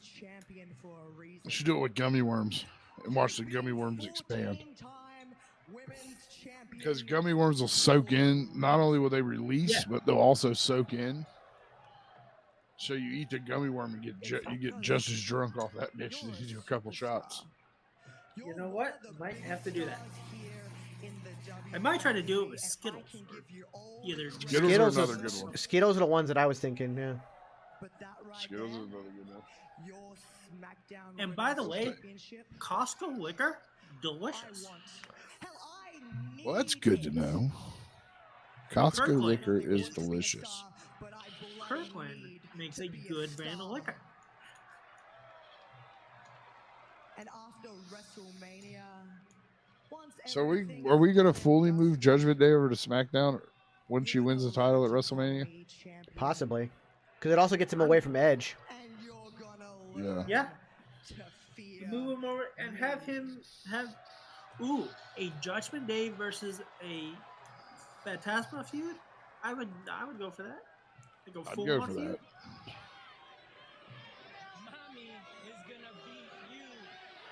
Because you can make it a Selena Vega versus Rhea, and then just the tag teams, and then a single, like 3 different feuds in one faction. I would love that. Yeah, I can see that.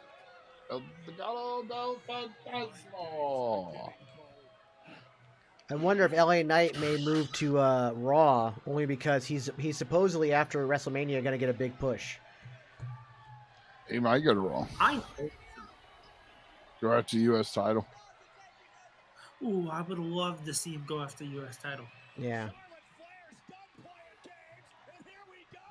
I was watching a YouTube video today. Do you think LA Knight is too old for a world title shot? Absolutely not. Negative. Absolutely not. I'm telling you, these and I said it earlier. This 40 is the new 20, man. We literally just talked to a guy, Eddie Torres. He's 41. He could easily sign today with WWE and have a good career. Yeah. And look good doing yeah. I was talking about, like, for the audience. Do you think, especially the younger audience, do you think LA Knight would get over as a world champion? Oh yeah, 1,000%. AJ, that LA Knight Stone Cold thing was literally clickbait. The article that's attached to that picture that's been going around the internet says nothing about LA Knight. It's talking about the Stone Cold Brock match that isn't happening. It's talking about the it was talking about that Stone Cold was approached with a Brock Lesnar match at WrestleMania and turned it down. The LA Knight was literally just a picture they put the website put together to just clickbait people. Needs to go back to Sean Ricker. I like Eli Drake. I think it's a better name for like a wrestler. But LA Knight works. Yeah. Eli Drake. Let me talk to you.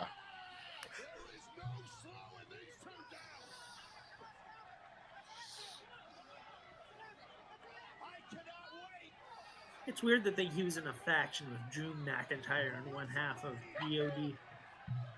Yeah. It was.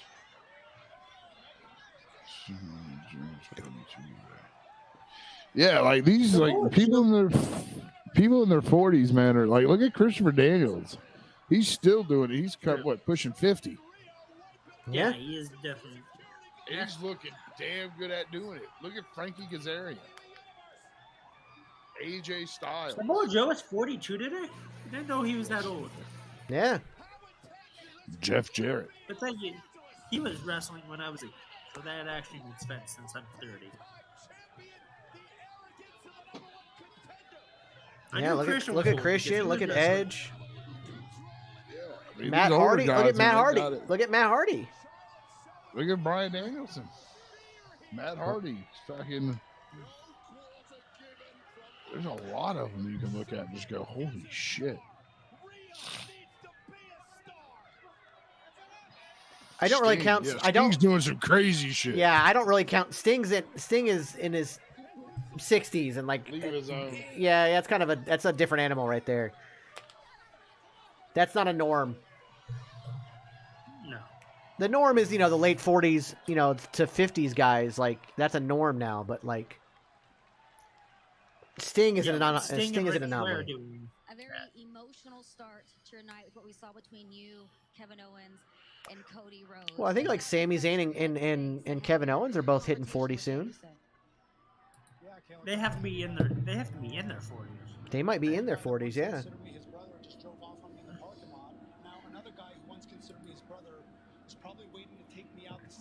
Because I look at Lita and Trish. Yeah.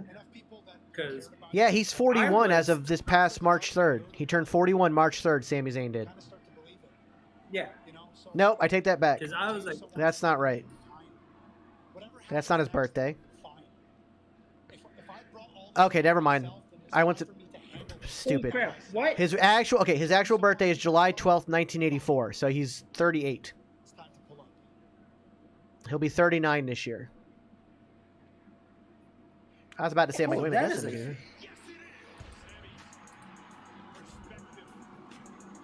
So he's nearly 39, and at the top of his game. Kevin Owens. Be right back. All right. Okay, Farley Dickinson.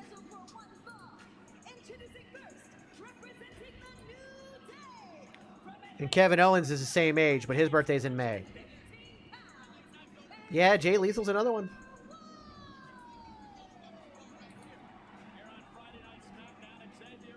Xavier versus LA Knight. This ought to be interesting.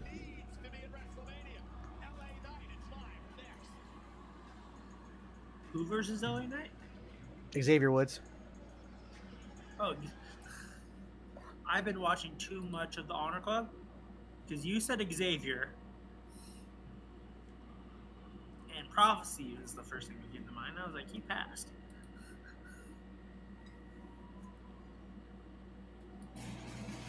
So Matt Hardy was born in 1974.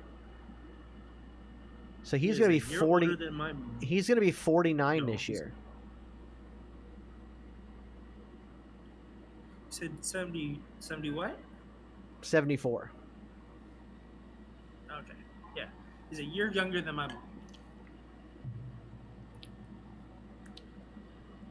74 is when my parents got married, I think. No, they got married in 76.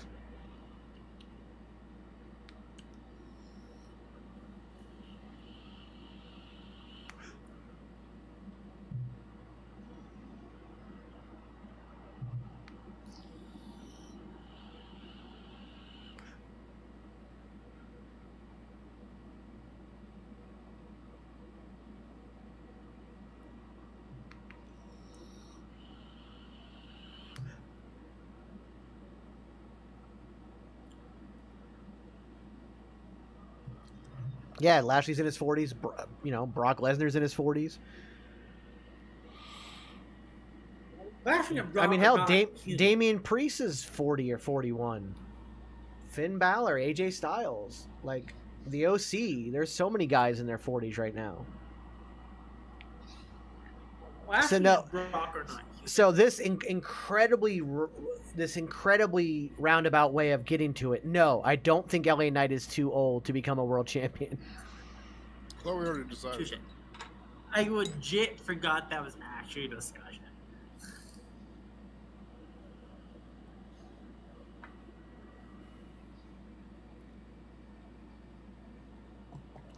By the way, the number didn't go up when CPG subscribed, so I think it just let us know when he commented for the first time today that he had resubscribed with his Prime, but he had done it earlier. That's good. But yeah, I like that they do that. That way, like when he comes in, like in case you were off air when it happened. Yeah. I like the idea of that.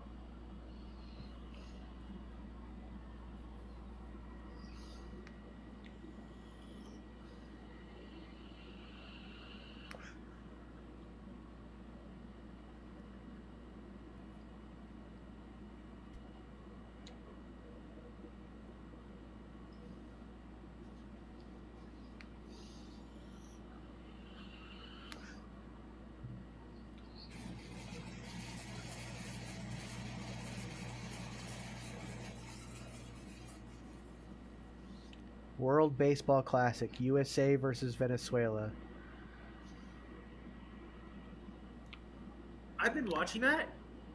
There are some wild things happening in the World Baseball Classic. I can't watch baseball on TV. I just can't. It's so boring. I love going to games. I love going to baseball games. Yeah. My favorite is going to Tacoma Rainiers minor league baseball is some of the most fun I've ever had. Yeah, games are also great.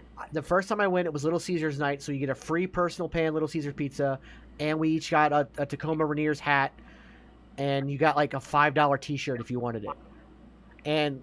But the game was just so much fun to watch live. There was a lot of interaction. Caught a foul ball, which is always fun. I love going to baseball games. Like even Major League Baseball games are fun, but like I cannot watch baseball. I can't on TV. It's so boring. So I watched the first night of the World Baseball Classic. I was like, okay, let's see what the rest of these teams around the country have. The the team in Czech Republic that they have from the Czech Republic.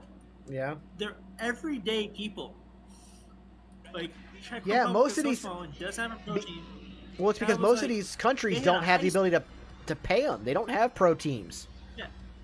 Yeah, like their pitcher Holy that shit. night was a high school teacher. You know what I just found out? What?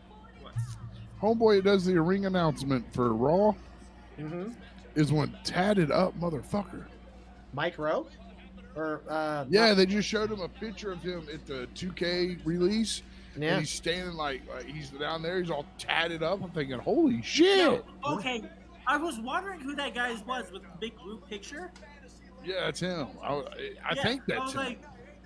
I was like, who is this tatted up dude? Because I saw Xavier posted on his Instagram. And I was like, who is this guy? It looks like it might not be him, but it looks like him. But yeah, I watched the Czech Republic's first game. Their pitcher that night, he was a high school geometry teacher. And like their like center fielder was like did like house construction. What?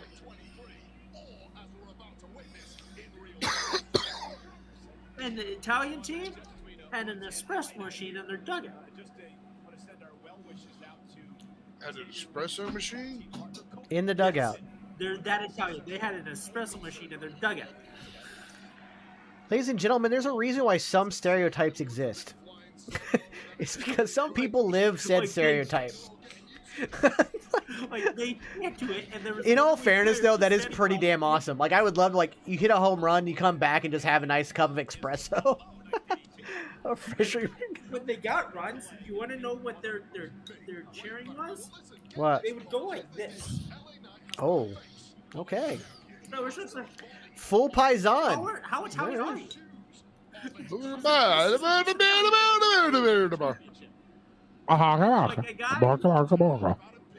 Scored from third, and he hit home plate and did this, and I was like, "This is the most Italian thing I've seen since The Sopranos." Yeah, we were talking about that early theory, and night would be a fuck.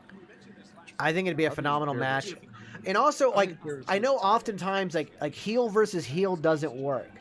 But when you got when you get two arrogant egotists who are decent on the mic, it works. Oh, LA Knight and Theory running each other down, building up to a US title promo or feud would work.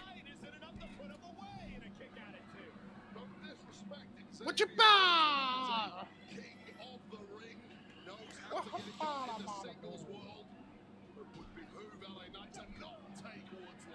Like, I feel bad for Xavier Woods and the fact that they like after like 3 months they dropped the whole King of the Ring thing. I'm glad they're kind of talking about it again because they're gonna do it again.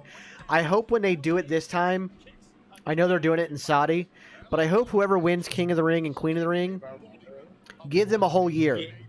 Give them the whole year. Yeah. Go back to like that Booker T time and stuff like that. Give me that. King Macho and stuff. I love Booker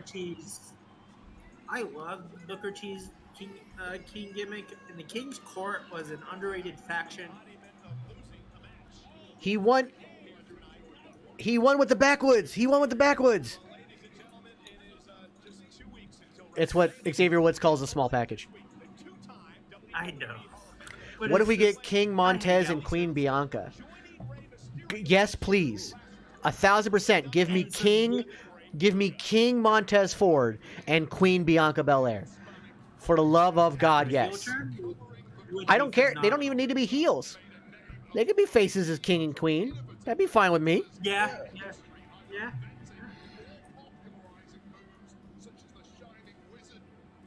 And by the way, I know we talked about how the Great Muta has never been in WWE, but he has technically, because he's been in WCW, which is now owned by WWE.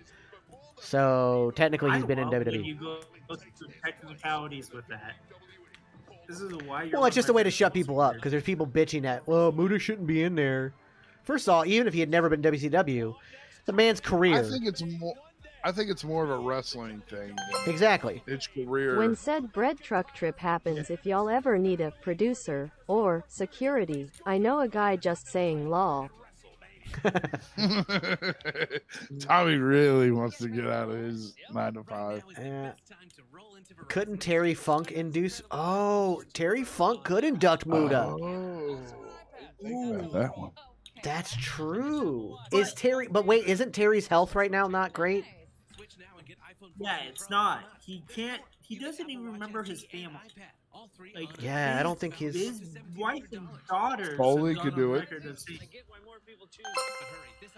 Get me out of here. Did say Foley did go on record on saying on his social media that somebody he hadn't talked to in years called him or texted him about inducting them into the Hall of Fame. So maybe it is going to be Foley. That would okay. Yeah, I'm okay with that. I'll take it. Muda should be in all Hall of Fame for what he did for the business. I agree 1,000%. The only thing, Tommy, I would love to get you out of there. I don't know if I could pay you what you're making. I don't know if I could ever. I don't even know if I can get even close, especially since you're technically the financier for the company right now, as it is. So you basically be paying yourself, sir. I don't know. We'll see.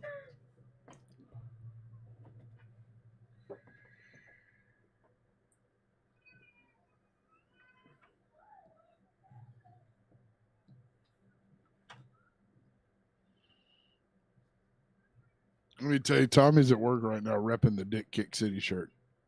That's awesome. I love that. Tommy, if I haven't said this, thank you for all of your support, man.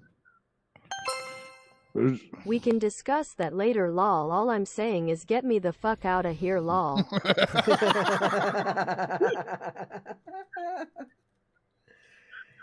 I'll tell you one thing. Without like when I first got into solo streaming, Tommy was the one that goes, "Man, just do it. Just do it." And like when I was like, "Dude, I'm done with this shit." He's like, "No, you're not. Just keep doing it." Like Tommy was in my chat every night. Tommy's been like a great. I'm so glad that Tommy's a part of this community. Well, yeah, dude, he's like my little brother. I just, you know what? I can say something right now and guarantee it'll make Tommy laugh, and I ain't got to be nowhere near him. I just go, "You wanted to pinch your little cheekies?" I just pinch his little cheekies. I wasn't ready for that. Don't do it. You see, he says, "Don't do it." Too late. Balls. I wasn't ready for that. Ask him. Like, Beard was here. Beard was balls. Balls. You motherfucker. Oh, he forgot the R in mother. Let's see how this says it. UMOTHEFUCKER. You forgot the R in mother. That's why I did that. That's hilarious. You use a space and it'll say it correctly, Tommy. Like, I know you're trying to pop Tommy, but yeah, you got me too, and that wasn't ready. All right, this might be the start of the build. Excuse me, can I get a word? Let me talk to you. Hold on. What did you say, Subaru? You're signing autographs, huh? You know, I tell you what. If you're not gonna fight your little goofy son, I'll fight him. I'll give him an LA moment. Matter of fact, maybe tell you what. You're gonna make you proud. I'll call myself LA Mysterios. I'll be a deadbeat dad too. High five on that one, huh? You purposely not listening? Beard. Oh shit! I'm sorry. Rey Mysterio just cussed. He spaced out. I'm sorry. Rey Mysterio just cussed at LA Knight in Spanish.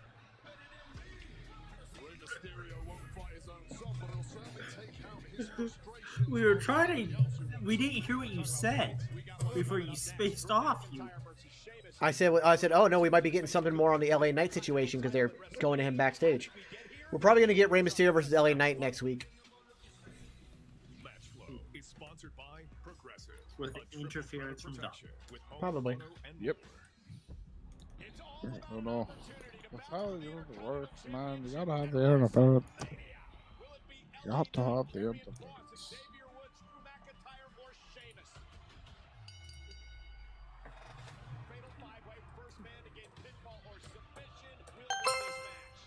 Did I mention I hate it here? It must be really slow on St. Patty's Day. Yeah, it's not gonna pop off till after midnight. Mickeymousc. Mickey Mouse. Mickey. Yes, we did watch that movie. Deserved 2 Oscars. CBG 2. Best CG too. It had some great CG. Little flibbly legs.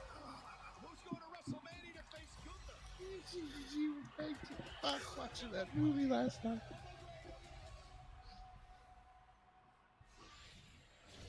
And it broke down. You wonder who came up in our discussion, Beard, to make you smile? Who? You did. Oh God. We're not watching movies going, Beard would not watch this movie. Beard would shit all over this movie.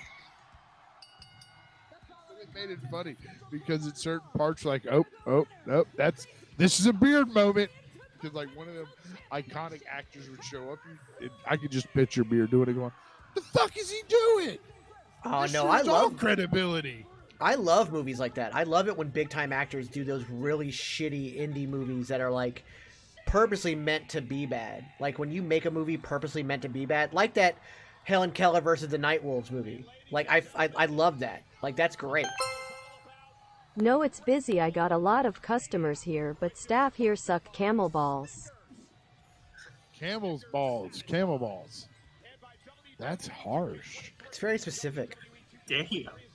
That is very specific. Okay then. Glad to see Beard is now a measurement. He is. That's how we measure our movies. Yeah. Me and CBG are gonna torture him one night and make him Just watch enjoying the lady saying all these cuss words. Yeah. But no, like we already talked about doing a show called oh fuck, what did we call it? I have the name of it here somewhere.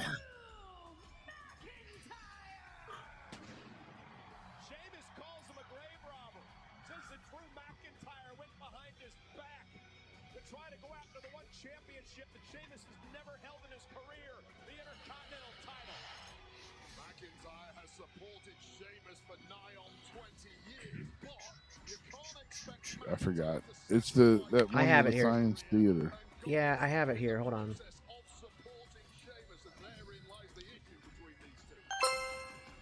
Can I see what I can get away with or no? Yes. Oh, full circle cinema. Movies so bad they're good. That's what we were gonna call it. Full circle cinema. Yeah. That's actually a genius idea. Tommy, don't push it too far. I don't want to get us in trouble for the thing saying it. Yeah. Don't use anything that you should not use at church.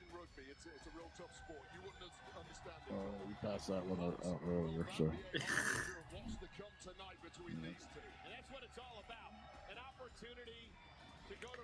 By the way, if we don't get the triple threat, if we get just Sheamus versus Gunther, I'm just as happy. Yeah, same. Give me Gunther versus Sheamus 2 at WrestleMania, which, by the way, if Sheamus wins, you then have to have the rubber match at either Money in the Bank or SummerSlam, or Backlash, but I would think Money in the Bank because it's in London. Yeah. Ooh. No, I like this idea. Now I want this.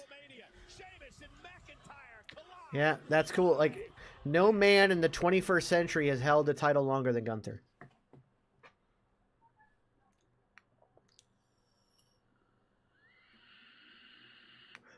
That would be Gunther versus Sheamus 3, wouldn't it? When was the match before Clash of the Castle? Or maybe it is too. I'm just reading AJ Hoover's comment. What other match did they have? What am I forgetting? When did they have another one-on-one? I don't remember. I love Tommy. Tommy just texted me because, can I say the word dick? Yes. Like I say balls all the time. Yeah. You know, I he think just I being said dick respectful, multiple though. times I during the appreciate subathon. that. If we didn't get banned from the subathon, I don't know what we're gonna get banned for. Yeah. I think there were certain times me and Beard were hoping. Dick, ah, dick. You said yes, Beard, haven't you? I do. I love it. Welcome to Dick Kick City. Yes. Yeah. I don't count the 3-way as a match. If it was a 3-way match, it doesn't count. I'm talking about singles matches together.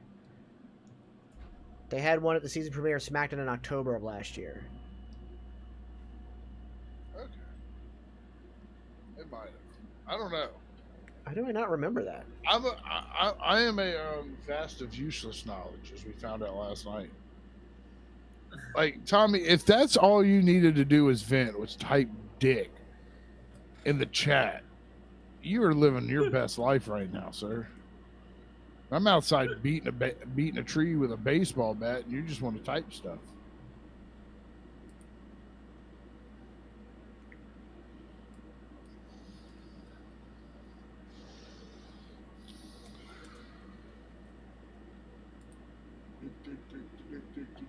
Nickelodeon. It's the lady. It's just because of the lady. It's the lady. Yeah, apparently on October 7th they had another go around at the Intercontinental. So it would be part 3. That's weird. Huh. It's too new to be useless yet.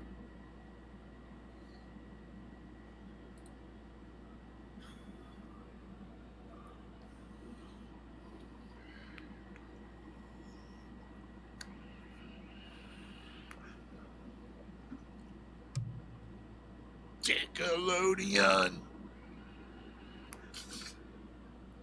Have you watched the documentary about Nickelodeon, the Orange Years? No. It's a great. It's on Hulu. It's actually a really great documentary. I watch a lot of Cops.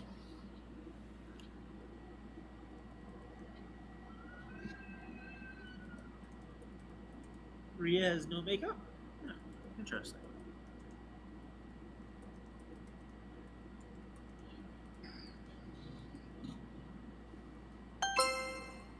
I told you I know weird things about wrestling. Touche.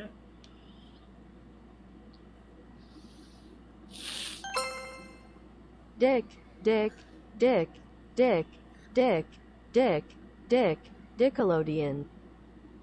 They said it! She said it! Hey, Beard, check Yes. the chat, sir.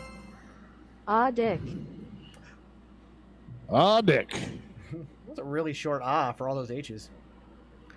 Ah ha ha ha ha ha ha ba ba ba ba ba ba ba ba ha ha ha ha ha. Okay. I thought there was a bunch of. Ba, ba, ba, ba, ba, ba, ba, ba, ba, ba. That was what was playing in my head when that started. Read I was like, Mannix. I'm trying to find it. I got all this. I'm looking through it.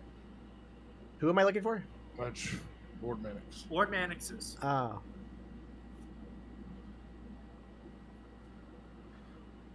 Yeah, we can. It's the same link I sent you before, sir. Oh, Should we be just use anyway. the same one now. I've been using the same. Yeah, because I don't have it. It doesn't shut down every night. I leave that studio open. So It's the Dikey Mouse Dick House. Wow. I think you meant to say the Dicky Mouse. A severed foot makes the ultimate stocking stuffer. Oh, it does. What Okay. the hell, CPG? I'm just fucking It's random. so true. But I think Tommy meant to say the Dicky Mouse Dick House. It came out wrong. Well, you said Dikey. He didn't say it. The lady said it. Yeah.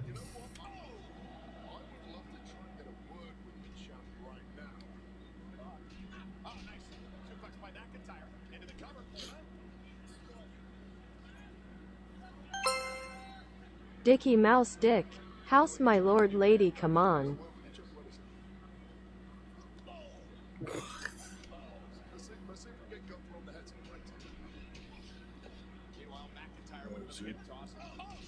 damn lady always speaking.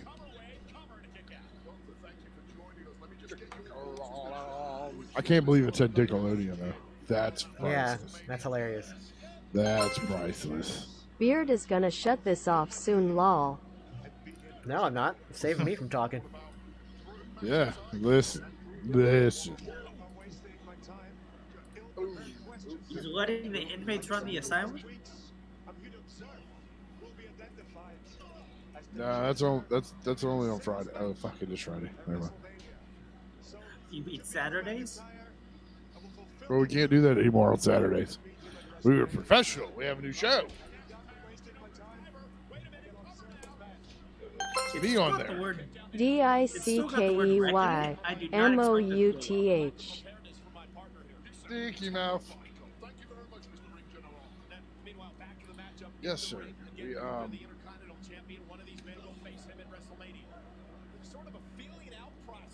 right, so send CPG the link. Tommy coming in with 200 biddies.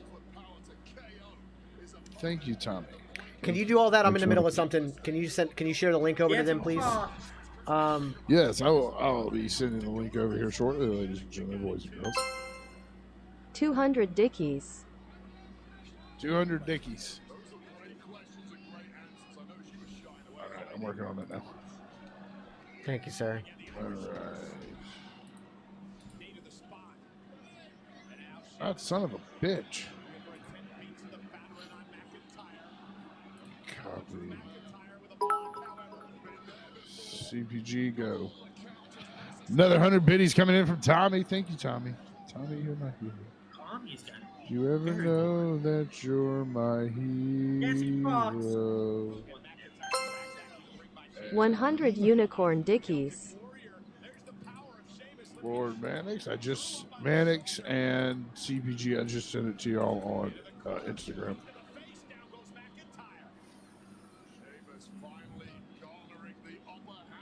Did you ever know that you're my hero?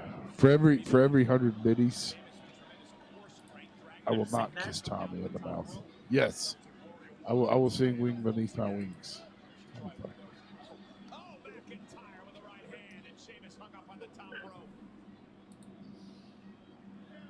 Well, AJ, that's what I'm glad. We're just three dudes doing nothing. Yeah. Facts. Okay, man. We're doing nothing. You two are doing more than me since you're actually watching Smackdown. Yeah. And let me tell you, I mean, it's been a pretty decent episode. We got. I mean, I wish they would have made this the main event, but I understand the Sammy story is the main story. Yeah. I just this is just this could be a pay-per-view caliber match in itself. Oh, by far, yeah. Ooh.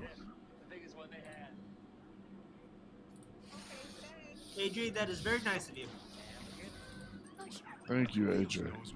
I'm just saying we're just three random dudes talking wrestling. I'm singing "Wind Beneath My Wings."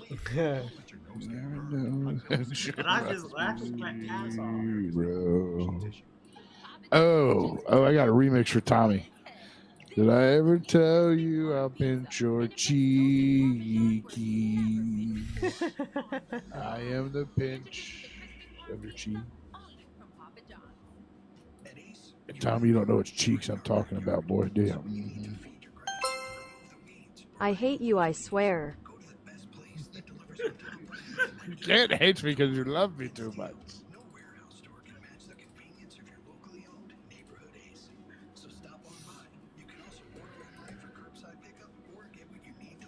Tommy, just next time you see him, kick him in the shin.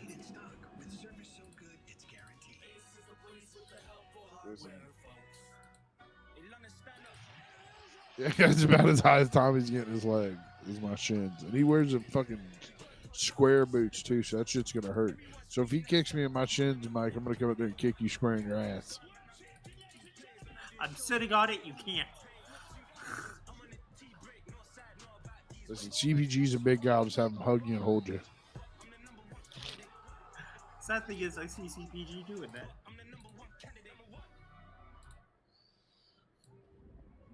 Who's your favorite wrestler? Mine is Kurt Angle, the Olympic gold medalist. It's true. All-time Eddie Guerrero. Shawn Michaels is mine. That's him. And my man, see, Kurt Angle had banger matches with all three of both those guys. Oh yeah, for sure. Kurt Angle's in my top 5. I don't know what I think. My grandfather, when I was younger. Catch me on this Monday night's episode of Monday Night Punk Driver. Yeah, I'm gonna catch you. I'm gonna catch you with them cheekies, bitches. And every time I do it, Beard's gonna get. Every time I do it, Mike, when Beard's with us, Beard giggles too. Because it's just funny.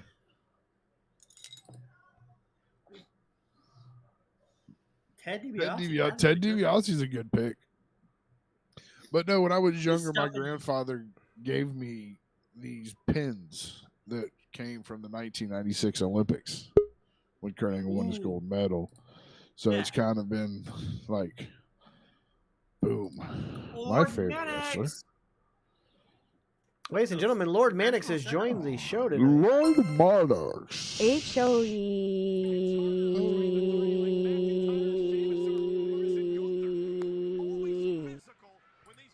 I think he broke it. I was about to say, I think he broke it.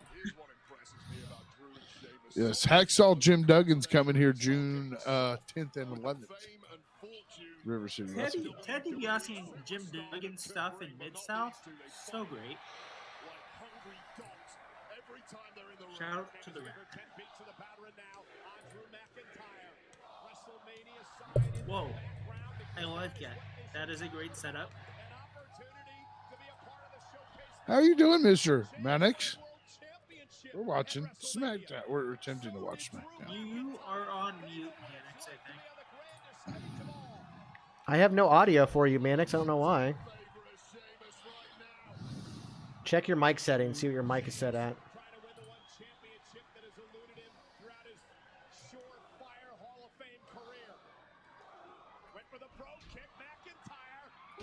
How's that? There you go. Now we can hear you. Hey, the mic worked.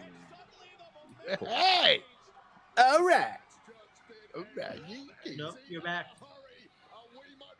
Well, then we lost you again. So, oh, there you are. Really? Yeah, we lost. There we got you. It was probably just buffering something. I didn't turn off my Discord and stuff. There's all kinds of stuff running in the background. And there goes the camera. God damn it. Did you not get the new camera? I just got paid today, so I'm hoping I can get it in time. Hello? CPG, how's it going? CPG! This is not working, and I'm really mad because it messed up everything. What happened? Well, Rox put her YouTube TV on my computer and was able to make the TV that I was using a second screen. But she signed into her Google stuff while she did that, and then it basically erased all of my tabs that have, like, you know, Twitch, StreamYards, playback, all that stuff on it. And when I took it off there to get all of it back, it deleted her profile. So now I got to figure out how to get back. The Mannix of the Lords is here and Punk Guy Comics is here. Punk Guy Comics. Indeed, sir. Indeed. At least Tommy doesn't call you comic book guy. Yeah. Not want to work. I really wish I understood why this thing is being so weird. Very frustrating. Very frustrating. Comic magazine guy. Comic magazine guy. Damn right. All right, you guys just gonna look at the back of my camera. What? You look inside of my closet every week, so it's okay. True. But yeah, so just been catching up on all my bills just today, and then if I have enough left over after the next game gets going, I'll see if I can get that mic before the weekend's over. Ginger, I'm really gonna need you to look at the screen. Oh, you piece I fucking love you. Nice. Does that come in black? Oh no, you gotta do orange writing with a white splash. No. Oh, that's fire as fuck. I love this. I might. Ooh. That's fucking hilarious. Yeah, I kind of get where Lord Mannix is coming from too, with the white splash with the orange writing. Yes. We can totally fuck. You know what? You know what? Let me test that out and see how that works. Orange shirt, white splash, black writing, or because I don't know if the writing will show up with the white splash. You know, the orange might get drowned out. Unless you do a shadow on it. I can't believe this. I love this company. Tommy's just waiting for that bitch to go live on the website. I know he is. He's licking his lips. Oh, just what I said. Interference. I called it interference. Oh, so no contest? Awesome. Yeah, interference. Imperium interfered fully. What's the match? Quit telling my secrets, you ass. I'm not telling secrets. I'm fortune telling. There's a difference. Sheamus and McIntyre, Imperium got involved. Oh, because one of them is going to challenge, so it'll probably end up being a three-way. Yeah. Building up for the three-way, which is going to be a fucking slaughter knocker. Kind of wish it was a four-way and they had Nakamura return. That would be insane. His strong style. Banger. Dude, I want to see Walter and Knockout get at it. God, they tear the house down. Yeah. With how over Walter is now, and Nakamura is always over. Yeah, Nakamura, it don't matter. That would be He a just great comes out and he's surprise. fucking over. That would be a great surprise return for the Friday after Mania. That'd be good. The return. For like a SummerSlam match. Over in the UK. Nah, if you're gonna do UK, I would almost say Finn Balor does a loser leaves town with Edge at Mania. Put a stipulation on that match, and then he can go to SmackDown and challenge. Okay, so it is official. Triple threat match at WrestleMania. Yeah. Drew McIntyre, Sheamus versus Gunther. Oh my God. All right. So there's the shirt in with the inverted in the black. Due to me getting a good-sized crowd And in then the here, white- I have to go, fellas. Love you all. Hit y'all up later. Love you, Can Tommy. Love you too, Can Tommy. you do a second piece on the back? I could, but it makes it more expensive. It adds $6 to the cost. Mm. Because I was just gonna put all the memories of your puberty on the back. God, this is so great. Look at Beard's now thinking. You see him like now. You know what? I'm not gonna. I want it to be more subtle. So that's why I was thinking maybe sticking. See, here's the thing. I'm kind of thinking about sticking with the orange with the white lettering because I want people to see it and think Nickelodeon and have to double look to think. Because this is very much. It's very obvious what it is. Yeah, but if we go with the other one, you have to double look. You can get away with this at Disney, is what I'm saying. Like you could wear this to Universal and get away with it. You know what I mean? So let's go back to fucking genius. That one, because then you can get away with it. I think.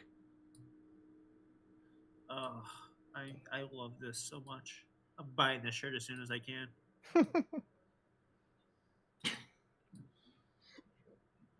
Dude.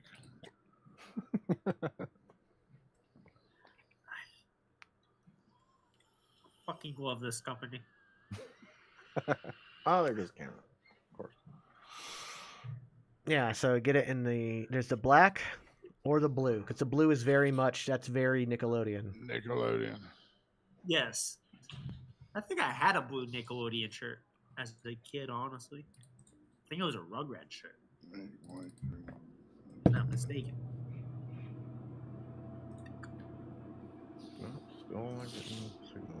Nickelodeon.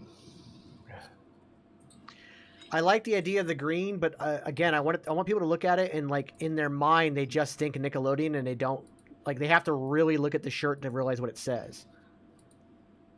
Yes. Damn. I can't get this thing working. I'm just This gonna ignore it. dude's face every time. He just looks so sad and depressed. And there it is. It's officially up on the website. Did you figure it out, CPG? I just went back to my old setup. I do definitely like having this thing on this perch up here now instead of down actually on the table. Yeah, we had building time last night. CPG was trying to drink in one hand and build a fucking laptop in the other. I almost ran the gauntlet again and had 4 of each of the flavors of the Mountain Dew, but I only made it through 2 because I was probably ready to go to bed when we went to sleep. Yeah, I was. CPG. Yes.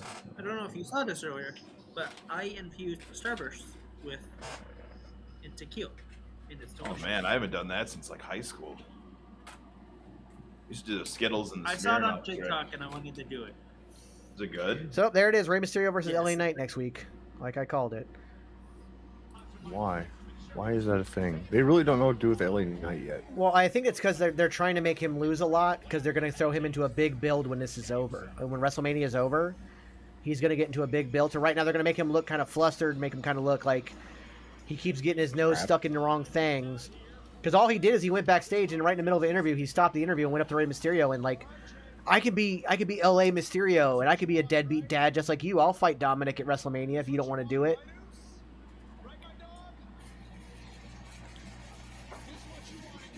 But yes, CPG, it is delicious. Cool. Nice. All right, next on the agenda is I got to get a 4K webcam or a better one than this thing, and I need a pair of wireless headphones. The Logitech C920 is all you need to get. They're like 50, 60 bucks. Logitech C920? Yeah.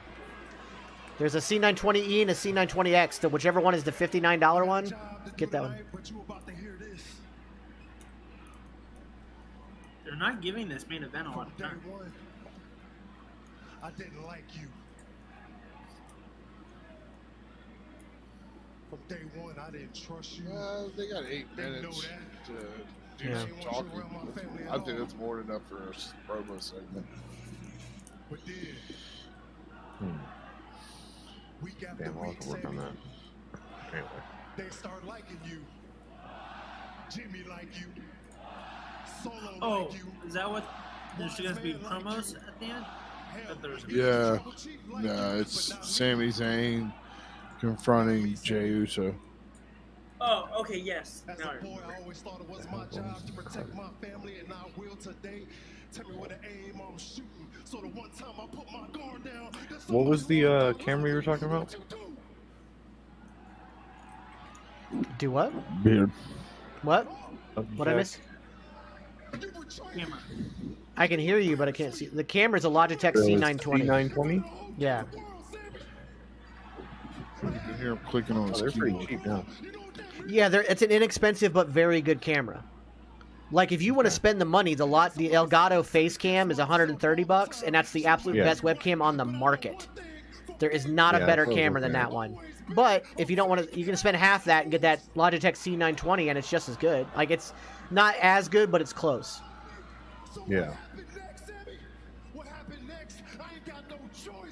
Yeah, it's literally like a third to half. As much. Yeah, the C920X is $70 on Amazon. So the C920S, I think, is the other one. And that one, you got the E. E, that was an S. It was E. Yeah, the X and the E. Yeah, it's X and E are the two of them. Yeah, the E's marked down from $70 to 60. Yeah, that's the one I was talking about. Okay. Ooh, it's got a privacy flap. We all need one. Dude, it's actually like, no, it's like a good idea because say you want to go off stream or whatever and you forget to turn it off your stream, you can just always make sure you slide that over or close it up. At least then you're at least off camera. You know, so if you're running like a green screen or stuff like that, like you're not exposing your setup. Like I always actually like manually mute my mic and turn that off and close my camera off. Yeah. Whenever I'm not using them. Because I don't know if I'm muted in my software, but I know I'm muted here physically.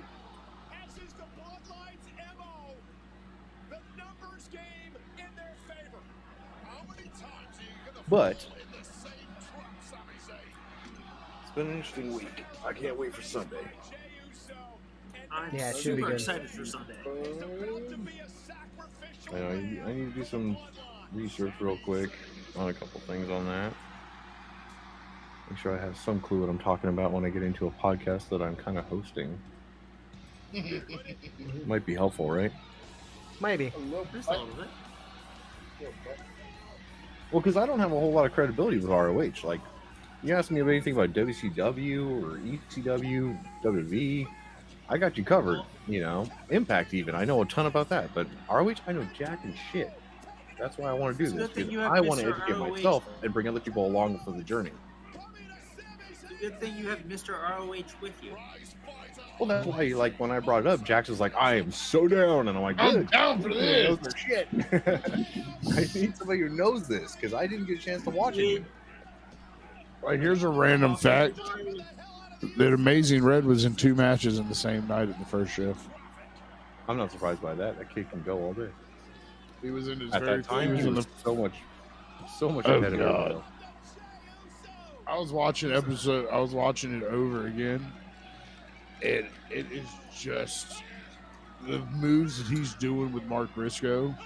You could put that on screen today, and it would fluently work. You look at guys like Ospreay or Ricochet, Guevara, all those guys wouldn't be here without Red's influence. Oh, not at all. You know, like AJ, Red, Christopher Daniels, you know, like those are the guys, Mysterio, those are the guys who made that shit happen for this newer generation. And that's what I really want to focus on. Like, we got the hug finally. Guys, Kevin Owens and Sami Zayn. Incredible. Finally hug? Good. Yep, Kevin Owens, Sami Zayn have hugged. They've embraced. Cody Rhodes is smiling in the back. Oh, here comes the Kevin Owens dick kick. So we're gonna get Kevin Owens and Sami Zayn versus the Usos for the world titles, most likely at WrestleMania. I'm sure that'll be the next thing that they announce, in which Kevin and Sami will win. You really want to swerve the audience? Have Sami and Kevin at Mania? I don't want to swerve the audience anymore. We're done. We're done swerving the audience. It's fucking WrestleMania. Give them a happy fucking ending. No. Stop with the fucking swerves. They gotta work with the bookies to make sure that the betting goes their way. You want to know how you do that? You just tell the bookies what the endings are, because you have a script. It's that easy. The NFL does it. Oh, sorry. No, in all seriousness, like the fact that WWE is getting into gambling anyways makes no fucking sense to me. But it's ridiculous. I don't want to swerve the audience. I don't want to do that. The Bloodline has had its time. It's done. The Usos have been tag champions forever and a day. Roman's been even longer. Just fucking get it over with. Give me this WrestleMania, Triple H's first WrestleMania. Give me the happy endings. Give me Rhea as champion. Even though she's a heel, it's a happy ending. Give me fucking Asuka give me Asuka as champion. Even though she's a heel, it's a happy ending. Because people want it. Because they're tired of other people having it. Even though Bianca's great, they'd like to see her chase it. You could even keep the bloodline going. You don't have to have Sami in it. Yeah, but they're not going to work. It's not. It's going to, because you got the next storyline you have to pay off is Jay realizing that Sami's right, and that main event Jey Uso needs to get on his own, and that he has been gaslit and used by his cousin. So I don't think Cody's winning. This WrestleMania could be. Why does everybody think Cody's not winning? Yeah, I don't know where that where is this coming from? Came from. Because do you guys want to see a riot? Do you guys want to see a riot? You do not bring back Cody Rhodes and set him up, the promo master that he is. He built 90% of this feud off his own mouth. 90% of it off his own mouth. And the story writes itself. the grandson of a plumber, the son of the great legendary Dusty Rhodes, who never actually got to hold the championship at WrestleMania. If he does not win at Mania, his career is over with WWE. Roman Reigns is already booed. Roman Reigns' name got mentioned and he was booed out of the fucking stadium today. Yeah. No need to get to 1,000. There's no need for him to win at Mania. The only person that can beat him is Cody Rhodes, and it has to be done at Mania. If he wins at Mania, Roman Reigns may as well retire with the title. Nobody beats him ever. At that point, he might as well go for 10 years. Bring somebody other than like Cody being there. I think the problem with Cody is that he has a hard time keeping the audience. He's great at chasing. Since right? when? Are you talking about AEW? Are you talking about AEW? Yeah. You're talking about the fickle. You're talking about. You're talking about Impact. the fickle. No, you're talking about the. He didn't do much in Impact. You're talking about the fickle crowd of AEW, who turns on their favorites at the drop of a dime. He cut a promo about how he ended racism by having a black wife. Yes, that's what killed. It was by the tattoo on his neck. Yeah, that was. Yeah, that's a whole other thing, and that's where he still learning. He is now, like I said, he should be teaching people how to do promos now. Every promo he does is a masterclass on how to do a promo in WWE. He has learned from his mistakes back then. But unlike AEW fans, the WWE fans are going to fucking explode when he wins, and they're going to stay behind him. Proof of that is the fact that what was everybody saying when Sammy lost at the Rumble? Well, we have to make it a triple threat. The crowd's going to hate. They're going to eat up Cody Rhodes. Cody Rhodes comes out and cuts one promo. They're like, Sammy who? Sammy who? We want to see him in a tag match now. They dropped Sammy, but that was it because Cody is that good, just on the mic. And then he goes out and gives 5-star matches with everybody he's fighting. His matches have been phenomenal since he's gotten to WWE. But that's a lot. Triple H giving him the time to do that. Okay, and he's going to continue to do that. Vince McMahon it doesn't matter, but none of that matters because Vince isn't there. It's Triple H, and Triple H will give him the time. I'm not worried about him being champion and the fans turning on him. They're not going to, because Triple H is going to allow him to continue to do what he's doing. They're going to give him the time, and they're not going to turn. He's not being shoved down their throats. The crowd wants this. They want him to win. He's not being forced down their throats. This isn't Roman circa 5 years ago. This isn't Roman. If they actually give Roman time off, I'd like to see the first person to go after the title with Cody to be Karrion Kross and actually legitimize that guy. Give him a direction. That's the idea, because they have, remember in Karrion Kross's back pocket, they have that Karrion Kross took out Drew McIntyre way back Clash of the Castle to soften him up for Roman.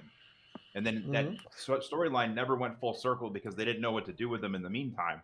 So they can always bring that back up if they want to. Granted, the fans haven't forgotten about it already. But they need to absolutely legitimize something with Karrion Kross because he is like stale popcorn. It'll be terrible. It'll be WrestleMania Backlash and then Money in the Bank, right? Yeah. Yeah. So have him fight Karrion at Backlash, or face off the first time at Backlash and then get a rematch at Money in the Bank. Have Baron Corbin win Money in the Bank again and actually use it this time. Get him.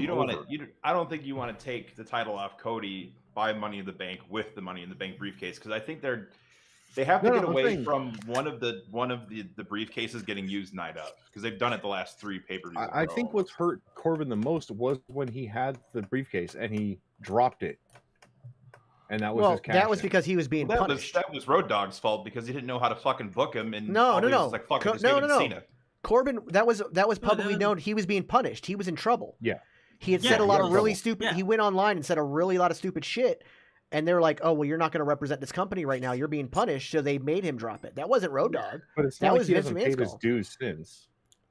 Yeah. I'm not saying that. Yeah, no, I'm just saying back then. But you also don't like. Yeah. I don't think he's paid his dues in a way where he deserves another title shot. He's got to rebuild the character. Now, again, that does fall on booking. But he's got to really come back and rebuild the character. I don't think Money in the Bank's the way to do it. Money in the Bank needs to go to somebody who's never had a title shot, somebody who needs it. Like, give LA Knight the Money in the Bank. I'd like to see that. That's a person with the Money in the Bank that's going to make the most out of Money in the Bank. Montez Ford is another person. But the chat said earlier, give me King Montez Ford, Queen Bianca Belair. Have them win King and Queen of the Ring. I'm down for that. The royal couple. Yeah, give them the royal couple. But yeah, we got to get Finn Balor versus Cody, which Finn has already mentioned. By the way, Finn's already dropped that seed. He's already planted that seed. When I'm done with Edge, Cody, I'm not done with you. So like, give me Finn Balor versus Cody. Yeah, give me Switchblade Jay White popping up the Raw after to start setting up feuds with fucking Cody. Well, that's your mystery entrant in the Money in the Bank. There you go. That could be too. Yeah, but don't give him Money in the Bank though. I don't want somebody debuting match, in though, it. to debut. But get him in the match to debut. So like legit though, like I'm all or like have him come out and jump Finn Balor to turn Balor face. Every single person who's given me the argument, or I've seen the argument on TikTok that Roman Reigns is going to retain at WrestleMania, none of what they say makes any sense. None of it is logical. The only argument that they have is, oh, they're going to let him get to 1,000 days. For what? I don't care about the 1,000-day things. For what? I will never see Cody as the main event. I can't. I don't know why. I just don't see it. Oh, that's a personal thing, but I mean, again, the guy is a master. It's a personal opinion. That is a I guess I'm like, that like that. I don't see it on him. Vince saw it. It's not. Don't forget, he's one of those guys that is in the wrong era. If he had been in the '90s in the Intercontinental scene with Shawn, Double J, Scott Hall, like I think that would have been the perfect place for him in time. I don't think so either. I think that what he's doing right now is pure world champion quality stuff. I think the Intercontinental title, not to high level quality people. Not to knock down that doesn't matter. I don't care about the other people in the feud. What matters to me is Cody. I'm saying on the roster. Other than Seth and KO, nobody else can talk. And that's the thing. That's the thing. You put this version of Cody Rhodes in any era, he's your top guy. What he has been able to do with just a microphone and then go out and give 5-star matches, but just the microphone alone puts him as a top guy. I don't care if it's early 2000s. I don't care if it's mid 90s. I don't care if it's the 80s. He's cutting promos better than Ric Flair, back when Ric Flair was styling and profiling. He's absolutely cutting promos better than Hulkamania. Again, what he is doing right now is masterclass. Promos along the lines of like, cut promos better than Hulk Hogan. That's true. I'm trying to think of a good baby face that could do an amazing promo that would equal up to what Cody's doing, but I can't think of a correlation right now. I can't think of that could cut a good promo. I can't think of any. Mick? No. I think Mick had a couple good promos, but like I can count them on one hand. The ones that are memorable. Cody has given memorable promo after memorable promo. There's ones that stand out, but I think that Mick, on a general basis, always was able to grab the emotions of the audience. Everybody always had sympathy for him after that point where he got over the "I'm just a hardcore wrecking ball."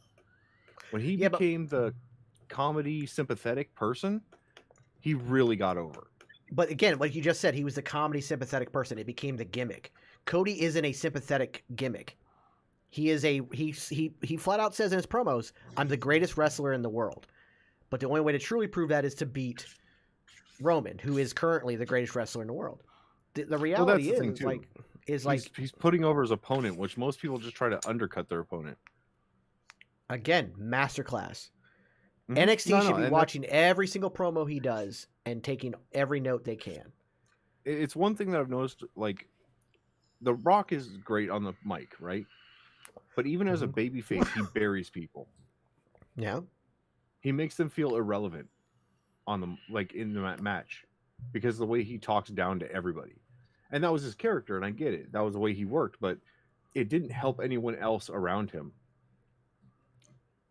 Yeah, Roddy Piper as a face was pretty good at it. He was better as a heel, though.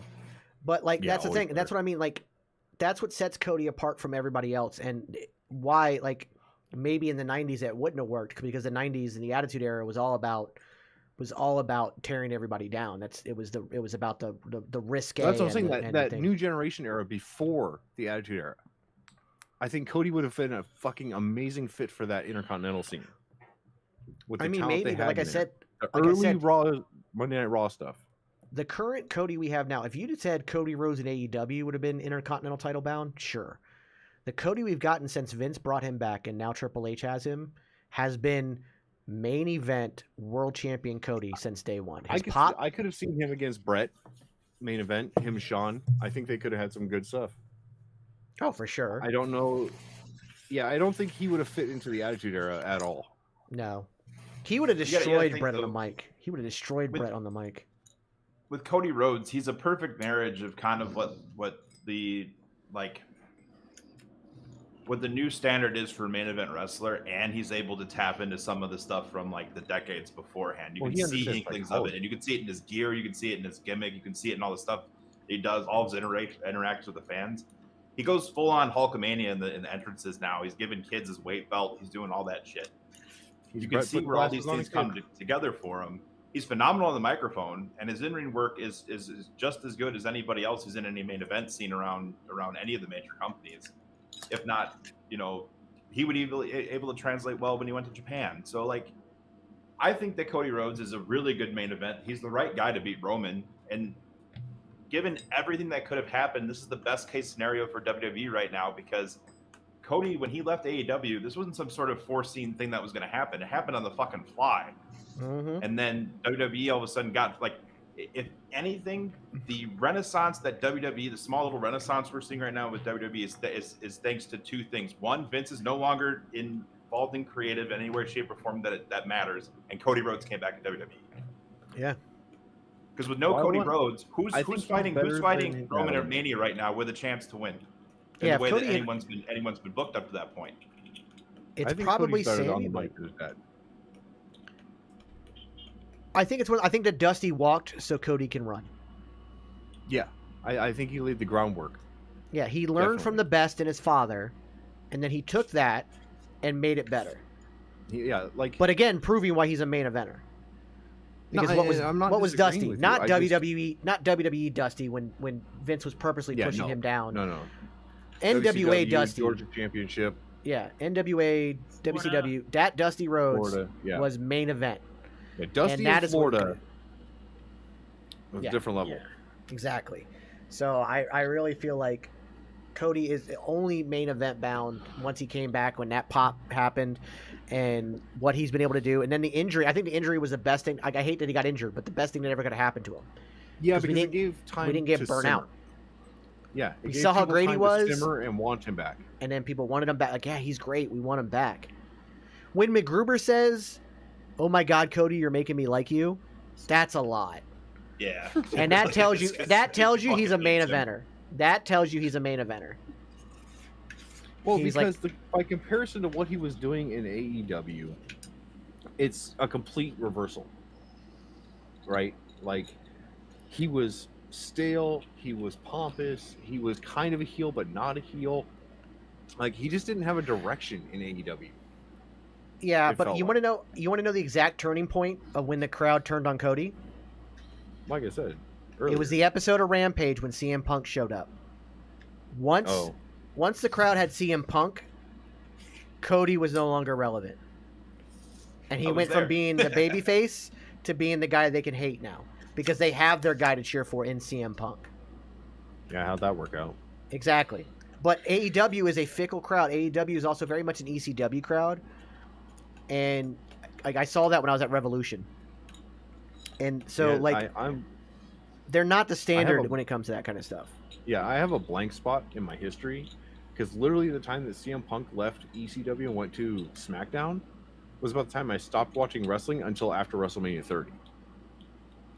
So, like, his whole run in WWE, I just was not watching because it was so bad, just programming. So that was about the time that I got back in, was right after Punk won the title of Money in the Bank here in Chicago. Like, I had jumped out of wrestling. I was, like, a year in the Navy, so I really didn't have any, like, time. I was still trying to figure out how my, like, life balance was going to be. Yeah, I was working offshore, so I missed a ton of it. Yeah, and, like, I got hurt, and I wound up in, like, you're in the medical barracks waiting to get, the clear to go back to the ship, and I went to GameStop and got a game for my Xbox. I was like, fuck it, I'll just get the wrestling game, because those are always fun. And it was WWE 12 and like 13 was around the corner, and then I was like, oh boy. And then after that, I watched it ever since. But going back and watching the stuff, like, before Punk got in the main event scene, the title was just hot potato between four people. It was either Cena, Orton, Triple H, or Shane. I wouldn't say Triple H. Sheamus and Del Rio. Anonymous GM. Michael Cole's the biggest heel in the company. Laurinaitis is the biggest heel in the company. Like, they just had such garbage creative. Laurinaitis as a goony bad guy was pretty like I actually legitimately enjoyed that. But because you wanted such every an time you inherent wanted lackey. to get his hands on him and someone got their hands on him, it was the most satisfying thing on the fucking planet. When he definitely had heat. His opponent, you know, like it just it worked for me. He could work when he was in shape. I don't know. It just worked. It worked for me having him come out with his fucking voice and everything, and get pissed off when people made fun of his voice and punish people for doing that. It was very like, that's very much wrestling. Like it's the guy that is just, it's so satisfying when they get their, you know, when they get got at the end of the day. And Laurinaitis was no different. It was better than Vicky Guerrero. Yeah, they tried to turn him into the Vince McMahon of that era, and it was not the guy. It was unfortunate. It was one of those things where they didn't have competition to push off of, so they just like, hey, what worked for us a couple years ago? Let's try it again. And I agree, it didn't really work, but that's kind of when I started getting back into it. Because when I got injured and had to retire from wrestling, I kind of like stopped watching because it was very painful to watch. Yeah, I got back into it right around that time. And it was also guys like, you know, Bryan Danielson and CM Punk, guys I had worked in locker rooms with, getting the main roster calls and stuff. So I was like, okay, let me get back into it. But the fact is, like, we haven't had a babyface like this of Cody Rhodes' stature. Honestly, we haven't had one in like 20 years. I wouldn't even say Cena was this. Maybe Cena when he was going on to beat JBL. Yeah. Maybe. Yeah. Yeah. Maybe. That's where I was. And that's a say stretch. that, though, because That's he a stretch. He didn't have the Hulkamania crowd yet. No. The last He didn't have that until Hustle face Royalty I can Respect think is of- when you started seeing that. The last face I can really think of is Eddie. It was just massively over beyond anything you could do. He was just over. Yeah. Like Eddie and Daniel Bryan are the last two faces that I think ran through that company. And how Yeah, long and ago was that? I don't even consider the Yes movement to be on this level. No. Because that was almost a I would say it's on manufactured this move. level. It was a work shoot. You know, it was something I that think people like, you Sammy's know. on the Yes movement level right now. Yeah. I think that's a better comparison. Sami Zayn is at the Yes movement level. Hey, Neep, how's it going? Because the only reason Daniel Bryan what's became a up? champion at Mania was because CM Punk quit. Yeah. He walked out because he was pissed at his, you know, I'm not getting the main event spot, even though it wasn't really his time to be in the main event at the moment. Whatever. That's a whole other story. But yeah, I don't understand. Cody is on a whole different level, and you can't look at his AEW run for any kind of any kind of comparison, because one, it's a different crowd. Two, it's a different Cody. Well, I'm glad he's not in AEW now, because I never understood how he was a part of the Elite. He didn't feel like he fit into that group at all. No, he didn't. Like in Japan, anywhere. He never felt like he was the guy that fit in that group at all. Maybe if AJ and the Good Brothers were still there, he would have fit in. But with the Kenny Young Bucks era, he did not match them at all. The reality is, when you think of a WWE superstar, like, you could not create a more perfect one than Cody Rhodes, which is why it makes all the sense in the world that he wins at WrestleMania. Him losing destroys his career. Which is the reason I think that they might go the other way. It destroys. Because it is such a exactly perfect story to ruin. Thank you, David Baker, for the follow over on Facebook. But that's the thing. What you're not thinking about is what does WrestleMania represent? Particularly, what does this WrestleMania represent? One, WrestleMania is it's the end of a season, beginning of a new season. That's what they consider their season starter. It's also it's a changing of management guard. This is Triple H's first WrestleMania. What has been the bitching point of the last few WrestleManias? The fact that fans are going home pissed instead of happy. If Triple H in his first WrestleMania sends the crowd home pissed instead of happy, because Roman has gone from heel to over, beyond heel, to back to full heel, to when his name gets mentioned and he gets booed. He's that much of a heel again because of the Sami situation. So if you have him win at WrestleMania, not only do you destroy Cody's credibility and everything he's built up with this stuff, with this work, and his career's done, but Triple H's career as a booker is done. He will go into Vince McMahon level hate from the fans, and they will never trust him again. Well, Vince, let me ask you: does this affect how you think the booking will go? which title is going to be the second night. If Cody and Roman Roman's and gonna close Cody the are second night night. one. No, they're No, night two. He's already said it. He's already said it. Oh, did they? They've already said night two, April I haven't April watched wrestling 2nd. in a month. Yeah, April 2nd, which is night two. They are the main event. They are the closing of the show. Okay. Yeah. Yeah, I got to catch up on Yeah, everything women this are- weekend. I'm like so far behind Yeah. on everything. Yeah, the women are gonna make the main event day one. Yeah, Charlotte and Rhea are main eventing night one. Is Okay. Cody on the level of Stone Cold beating HBK at Mania? I think he's beyond that. I don't think, think that it- was as big of a match as you're thinking it is. Yeah, I Stone think it, Cold winning the world title there wasn't that big of a deal because Shawn was like he so was on his way far out. declined. He was also on. He was on his way out. That was literally the way. That was literally his "I'm going home" His match. exit. Yeah, He was already announced that he was going home after that. Like, I he was already, think- you know. I think Stone Cold had gotten to the plateau he was at with Brett's match. The one where Yeah. he passed out in 13. his own blood. That pushed him over the top. The suspicion. The The submission 316 match. yeah. promo gave him a character that Vince could get behind because he had merch sales. And then turning him loose when he was injured on the mic got him over after his match with Owen. Yeah. Like there was Yeah, three so- factors to Stone Cold's run that got him to the super megastar that he was. It wasn't Yeah. Shawn and him at 14. I get the fact that it can be predictable for times, but predictable doesn't mean bad. The fact that if Cody and Roman were I go to a mainlining, Marvel movie if to they see were- the ending. if they were main eventing night one, 1,000% Roman wins. Like that just screams to me that's that what I'm Roman's saying. winning. Like if They're they main announced eventing that- night two. They are closing the show. They are the final match. Yeah, they're of closing the WrestleMania. weekend. Yeah, they close the entire weekend. Yeah, then Cody's winning. Cody has to win Yeah, because if you Yep. send everybody home, because like there'll be a riot in fucking in LA. Because now guess, you by the get way, that pop also at the end of the guess night. guess who's kind of Mr. Hollywood. Although he's not really Hollywood, he's got the look of Hollywood. It's fucking Cody. Like this is the perfect place for him to win, short of winning it in like Georgia or in Atlanta. Like if you won it in Atlanta, I'll be that'd right be the back. only better place. Yeah, because not only do you get the pop at the end of the night, but you get that pop the next night at Yeah. Raw. Going in the Raw, He shows up he's and- gonna open Yeah. open the show with the championships, and that place is going to Yeah. explode. The fireworks I that we're think gonna they're- get the whole night, like I think he's gonna do the same thing.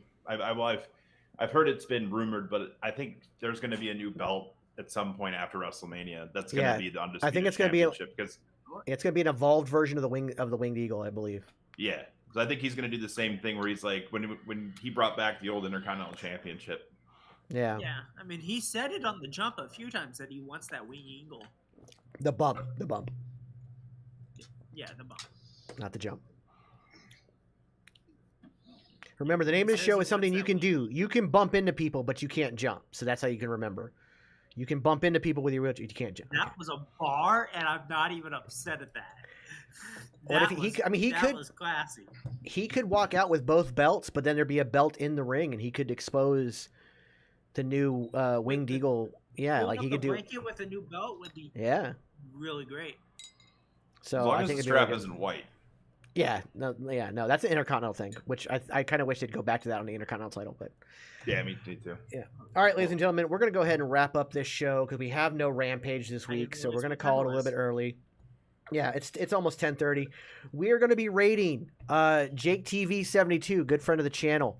We're gonna be rating him. He's in the middle of a subathon, so definitely go give him some love.